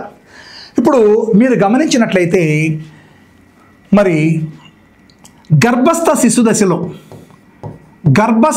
దశలో ఒక శిశువు 18 నుంచి 20 అంగుళాలు కేవలం 9 నెలల 20 రోజుల్లో ఎదుగుతున్నాడు. కేవలం 9 నెలల 20 రోజుల్లో ఎన్ని అంగుళాలు ఎదుగుతున్నాడు? 18 నుంచి 20 అంగుళాల పొడవు ర్యాపిడ్గా ఎదిగిపోతున్నాడు గర్భస్థ శిశువు. తెలుసా, మానవ దశలన్నింటిలో కల్లా శిశువు యొక్క పెరుగుదల అత్యంత ఎక్కువగా ఉండేటువంటి దశ ఏది? జననాంతర దశలు కాదు, జనన పూర్వ దశల్లో భాగంగా ఈ దశలో అత్యంత ఎక్కువగా ఎదుగుతాడు. కాకపోతే మనం బిడ్డలు అడుగుతుంటే జననాంతర దశలో అడుగుతుంటాడు. కానీ ర్యాపిడ్ గ్రోత్, ఒక ఏకకణంతో ప్రారంభమైనటువంటి శిశువు యొక్క పెరుగుదల కేవలం 9 నెలల 20 రోజుల్లోనే 18 నుంచి 20 అంగుళాలు. ఇక మిగతా దశల్లో పోల్చినప్పుడు అంటే శైశవ దశ కావచ్చు, పూర్వ బాల్య దశ కావచ్చు, ఉత్తర బాల్య దశ కావచ్చు, కౌమార దశ కూడా కావచ్చు. ఓకేనా? ఇక్కడ మీరు చూసినట్లయితే ఈ దశతో పోల్చినప్పుడు మిగతా దశలో అంత ర్యాపిడ్ గ్రోత్ ఉండదు. అంటే ఒక దశలో చాలా ఎక్కువగా ఉంది, ఒక దశలో తక్కువగా ఉంది. మళ్ళీ ఈ దశలో మనం చూసుకున్నట్లయితే మిగతా దశలన్నిటితో పోల్చినప్పుడు ఉత్తర బాల్య దశలో పెరుగుదల అనేది చాలా తక్కువగా ఉంటుంది. ఉత్తర బాల్య దశలో పెరుగుదల అనేది మిగతా దశలతో పోల్చినప్పుడు చాలా తక్కువగా ఉంటుంది. ఓకేనా? మిగతా దశలతో పోల్చినప్పుడు పెరుగుదల ధార కనిపించే దశగా దేని మనం చెప్పుకుంటాము అంటే చాలా ఎక్కువగా జరిగిపోతుంది కౌమార దశలో. ఓకేనా? అంటే మనం దశలను చూసి ఇది ఎంత మనం భౌతిక వికాసంలో చెప్పుకుంటామో, మనం దశలను చూసినప్పుడు మరి భౌతిక వికాసంలో భాగంగా పెరుగుదల ఏదైతే ఉందో ఆ పెరుగుదల అనేది మరి ఒక్కొక్క దశలో ఒక్కొక్క రకంగా ఉంది. ఒక దశలో చాలా ఎక్కువగా ఉంది, ఒక దశలో చాలా వేగంగా ఉంటుంది, మరొక దశలో చాలా తక్కువగా ఉంటుంది. అంటే అన్ని దశల్లో ఒకే రకంగా ఈ యొక్క పెరుగుదల అనేది, ఈ భౌతిక వికాసం అనేది లేదు అనేది మనకు స్పష్టంగా అర్థమైపోతుంది. ఓకేనా? క్లియర్. అలానే ఇంకోటి చూద్దాం, ఉద్వేగ వికాసం తీసుకుందాం. ఉద్వేగ వికాసం, ఈ ఉద్వేగ వికాసాన్ని చూడండి, మనం చదువుకొని ఉన్నాం. ఉత్తర బాల్య దశలో ఉద్వేగ కెథార్సిస్ అంటే ఉద్వేగ నియంత్రణ ఉంటుంది. ఉద్వేగ నియంత్రణ అంటే ఉద్వేగాల మీద అదుపు ఉంటుంది. అదే కౌమార దశలోకి పోయేసరికల్లా ఉద్వేగాల యొక్క తీవ్రత ఉంటుంది. ఉద్వేగాల మీద స్థిరత్వం ఉండదు పిల్లవాడికి. ఓకేనా? అంటే ఉద్వేగ నియంత్రణ ఈ దశలో బాగా ఉంటే ఈ దశలో పట్టు కోల్పోతున్నాడు. ఉద్వేగ నియంత్రణ లేకుండా పోతుంది, ఉద్వేగాలు తీవ్రంగా వ్యక్తం చేస్తున్నాడు. చూసారా? అంటే ఒక దశలో ఉన్నటువంటి ఉద్వేగ వ్యక్తీకరణ మరొక దశలో లేదనేది మనకు స్పష్టంగా అర్థమైపోతుంది. ఓకేనా? ఇలా ఏదైనా కూడా వికాసం అనేది అన్ని దశలలో ఒకే రకంగా జరగదు. అన్ని దశలలో ఒకే రకంగా జరగదు. అలానే సాంఘిక వికాసం తీసుకున్నట్టయితే శైశవ దశలో అసలు సాంఘిక వికాసం అనేదే ఉండదు. అదే కౌమార దశకు వచ్చేసరికల్లా సాంఘిక వికాసం అనేది ఒక గరిష్ట స్థాయికి వెళ్ళిపోతుంది. అవునా? అంటే ఇక్కడ ఈ శైశవ దశలో ఇచ్చిపుచ్చుకోవటం అనేటువంటి చర్య పిల్లవాడిలో కనిపించదు. అదే కౌమార దశలో ఇచ్చిపుచ్చుకోవటం అనేటువంటి చర్య చాలా గరిష్టంగా ఉంటుంది సాంఘిక వికాసంలో భాగంగా. ఇలా వికాసం అనేది అన్ని దశలలో ఒకే రకంగా జరిగే అవకాశం లేదు అనేది మనకి అన్నిటి ఉదాహరణ నుంచి మనకు అర్థమైపోతుంది. క్లియర్? రైట్. నెక్స్ట్ మనం ఇంకొకటి చూద్దాం. వికాసం అనేది ఒక పరస్పర చర్య. రైట్, దీంట్లోకి వచ్చేస్తున్నాం మనం. వికాసం అనేది ఒక పరస్పర చర్య. వికాసం అనేది ఒక పరస్పర చర్య. రైట్. ఇక్కడ చూడండి, ఇక్కడ వికాసం అనేది ఒక పరస్పర చర్య.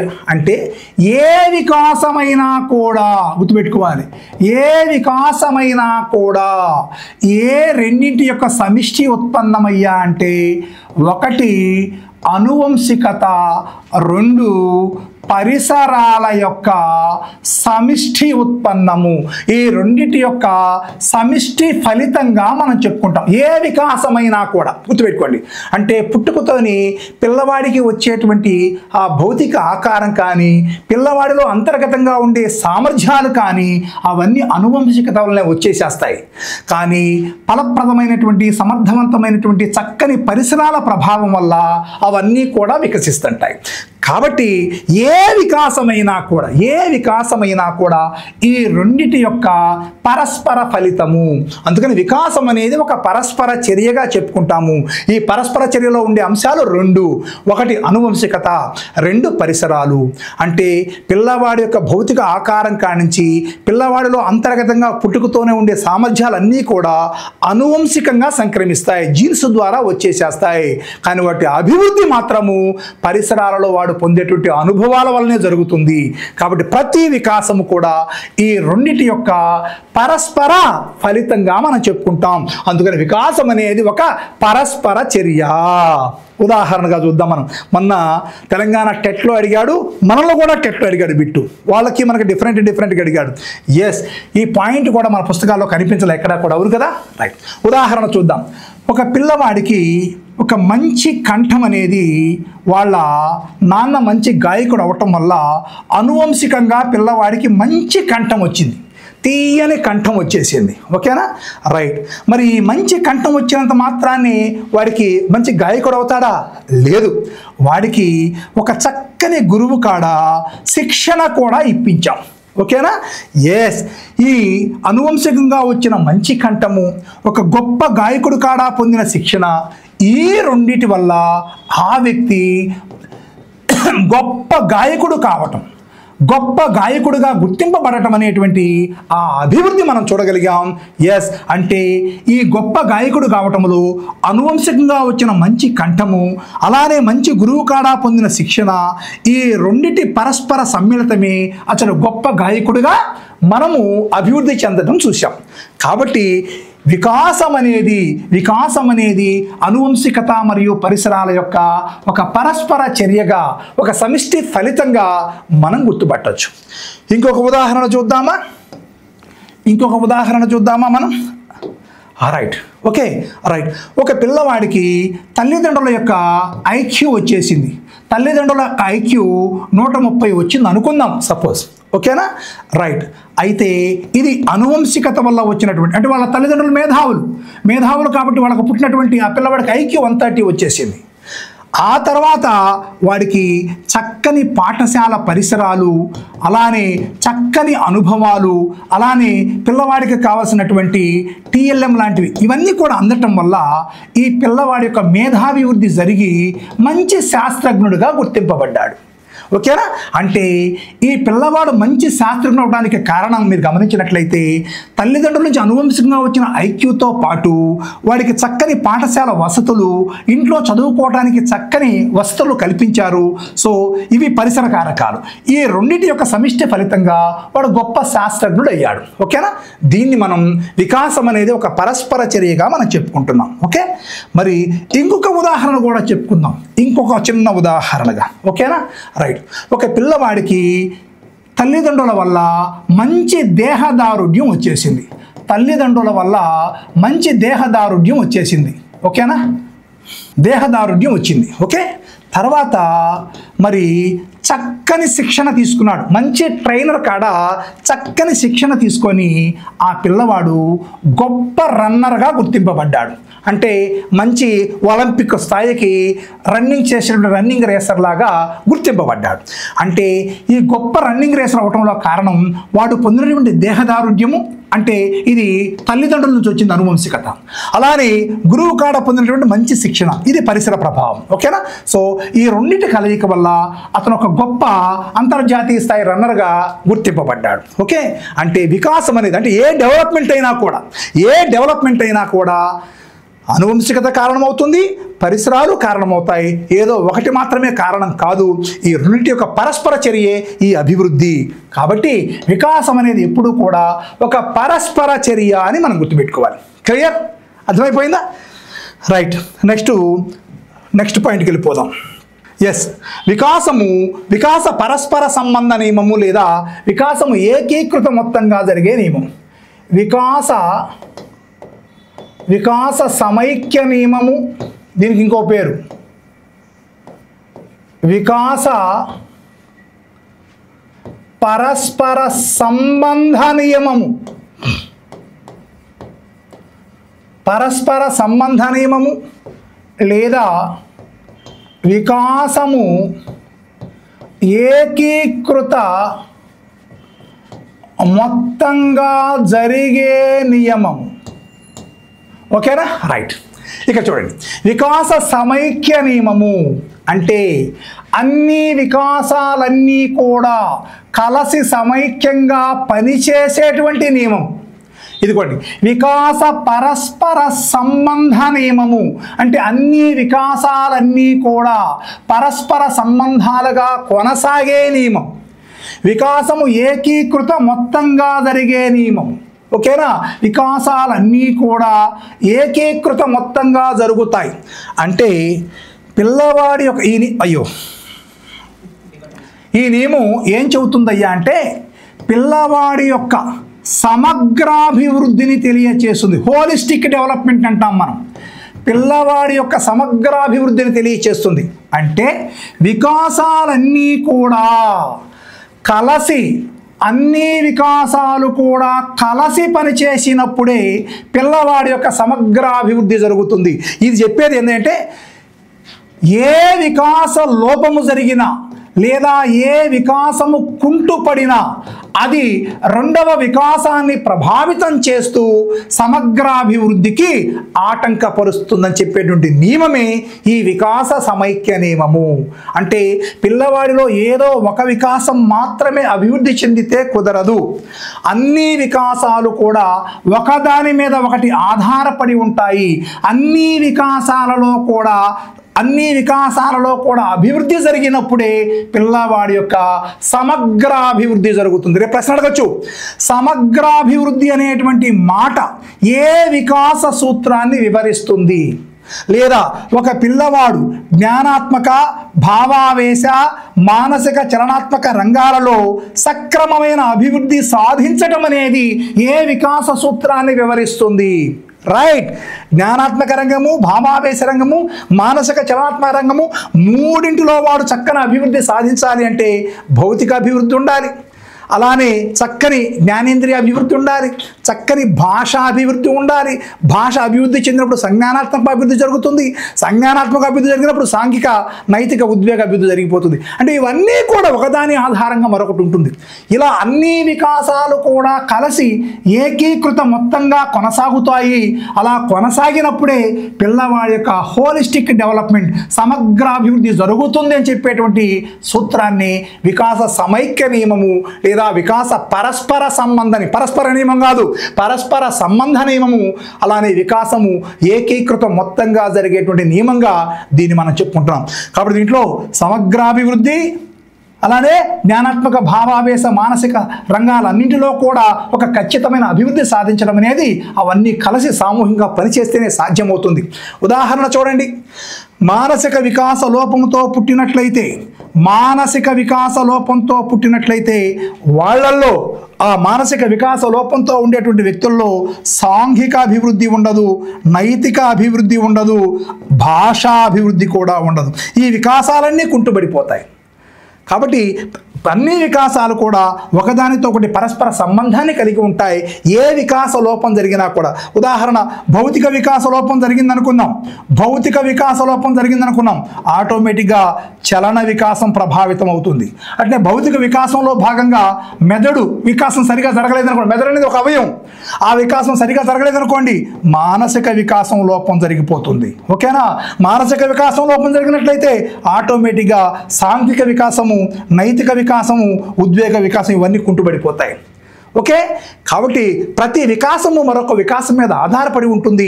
అన్ని వికాసాలు కూడా సక్రమంగా జరిగినప్పుడే శిశువు యొక్క సమగ్ర అభివృద్ధి జరుగుతుంది. శిశువులో ఉండేటువంటి ఈ 3 రంగాలలో కూడా ఖచ్చితమైన అభివృద్ధిని శిశువు సాధించాలి అంటే ఈ ప్రిన్సిపల్ మనకు దాన్ని వివరిస్తుందనే విషయాన్ని మీరు గుర్తుపెట్టుకోవాలి. క్లియర్? రైట్. ఇక లాస్ట్గా వికాసము, కొత్త పాయింట్ ఇది, వికాసము సర్పిలంగా జరుగుతుంది, అలానే లేదా వికాసము అరేఖీయమైనది. వికాసము సర్పిలంగా జరుగుతుంది లేదా అరేఖీయమైనది. రైట్. సర్పిలం అంటే ఏమిటి? స్పైరల్ అంటే ఒక స్ప్రింగు లాగా, అది దాని అర్థం. ఇది స్పైరల్ అంటే. ఓకేనా? రైట్. వికాసము సర్పిలంగా జరుగుతుంది అంటే అర్థం ఏందో తెలుసా? ఏ వికాసమైనా కూడా నేరుగా ఒక సరళ రేఖలాగా ఎలాంటి తప్పులు లేకుండా ఈ పాయింట్ నుంచి ఈ పాయింట్కి నేరుగా జరగదు. ఇదే అరేఖీయం అంటే. సరేఖీయము కాదు, ఇది అరేఖీయము అంటే ఒక సరళ రేఖలాగా జరగదు. ఓకేనా? ఏ వికాసమైనా కూడా ముందుకు వెనకకు జరుగుతూ వికాసము జరుగుతుందనేటువంటి నియమాన్ని వికాసము సర్పిలంగా. చూడండి, ఇదిగోండి, ముందుకు మళ్ళీ వెనక్కు, ముందుకు మళ్ళీ వెనక్కు, ముందుకు మళ్ళీ వెనక్కు, ఇలా. అంటే ఏ వికాసము కూడా ఒక సరళ రేఖలాగా నిట్ట నిలువుగా జరగదు, ఏ వికాస అభివృద్ధి అయినా కూడా. ఓకేనా? వికాసం అనేది ముందుకు వెనుకకు కొనసాగుతూ ఆ అభివృద్ధి జరుగుతుందని చెప్పేటువంటి నియమాన్ని వికాసము సర్పిల నియమంగా మనం చెప్పుకుంటున్నాం. ఉదాహరణ చూడండి, ఒక పిల్లవాడు నడక నేర్చుకున్నాడు అనుకుందాం. ఈ నడక నేరుగా ఎలాంటి తప్పు లేకుండా నడక నేర్చుకున్నాడా? లేదు. నడవడం ప్రారంభించేటప్పుడు పైకి లేస్తాడు, పడతాడు, పైకి లేస్తాడు, పడతాడు, పైకి లేస్తాడు, పడతాడు, పైకి లేస్తుంటాడు, పడతాడు, చిన్నగా పడి తగ్గి చివరికి ఫైనల్గా నడక నేర్చుకుంటాడు. అంటే ఈ నడక నేర్చుకోవడం అనే కృత్యంలో భాగంగా ఎలాంటి తప్పు లేకుండా నేరుగా నేర్చుకోలేకపోయాడు. ఓకేనా? ముందుకు వెనకకు జరిగిపోతా ఉంది ఈ యొక్క కృత్యం యొక్క అభివృద్ధి. లేస్తున్నాడు, పడుతున్నాడు. కొద్ది రోజులకి అనుకున్నటువంటి అభివృద్ధిని సాధించాడు, నడకలో సాధించాడు. అంటే ఏ వికాస కృత్యం కూడా ఎలాంటి తప్పు లేకుండా నేరుగా సాగదు, ముందుకు వెనకకు కొనసాగుతూ అంతిమంగా అభివృద్ధిని సాధించడం జరుగుతుంది. దాన్నే వికాసము సర్పిలమైనది లేదా అరేఖీయమైనదిగా చెప్పుకుంటున్నాం. అలానే ఉదాహరణగా ఒక సైకిల్ తొక్కేటువంటి అభివృద్ధి, పిల్లవాడిలో సైకిల్ తొక్కేటువంటి అభివృద్ధి కృత్యం తీసుకున్నట్లయితే మరి నేరుగా సైకిల్ తొక్కగలుగుతాడా? లేదు. సైకిల్ తొక్కడంలో ప్రారంభంగా ఎక్కుతాడు, పడతాడు, మళ్ళీ చిన్నగా తొక్కుతుంటాం ప్రారంభం, మళ్ళీ అప్పుడప్పుడు పడుతున్నాడు, అప్పుడు చివరికి ఫైనల్గా సైకిల్ తొక్కటం వచ్చేసింది. అంటే ఇక్కడ అసలు సైకిల్ తొక్కటం రానటువంటి వ్యక్తికి ఇక్కడ సైకిల్ వచ్చింది. అంటే అభివృద్ధి జరిగింది, పిల్లవాళ్ళు ఆ కృత్య అభివృద్ధి జరిగింది, కానీ ఆ అభివృద్ధి నేరుగా జరగలేదు. ఓకేనా? పడుతున్నాడు లేస్తున్నాడు, పడుతున్నాడు లేస్తున్నాడు, ట్రైల్ చేస్తున్నాడు, చివరికి ఫైనల్గా నేర్చుకోగలిగాడు.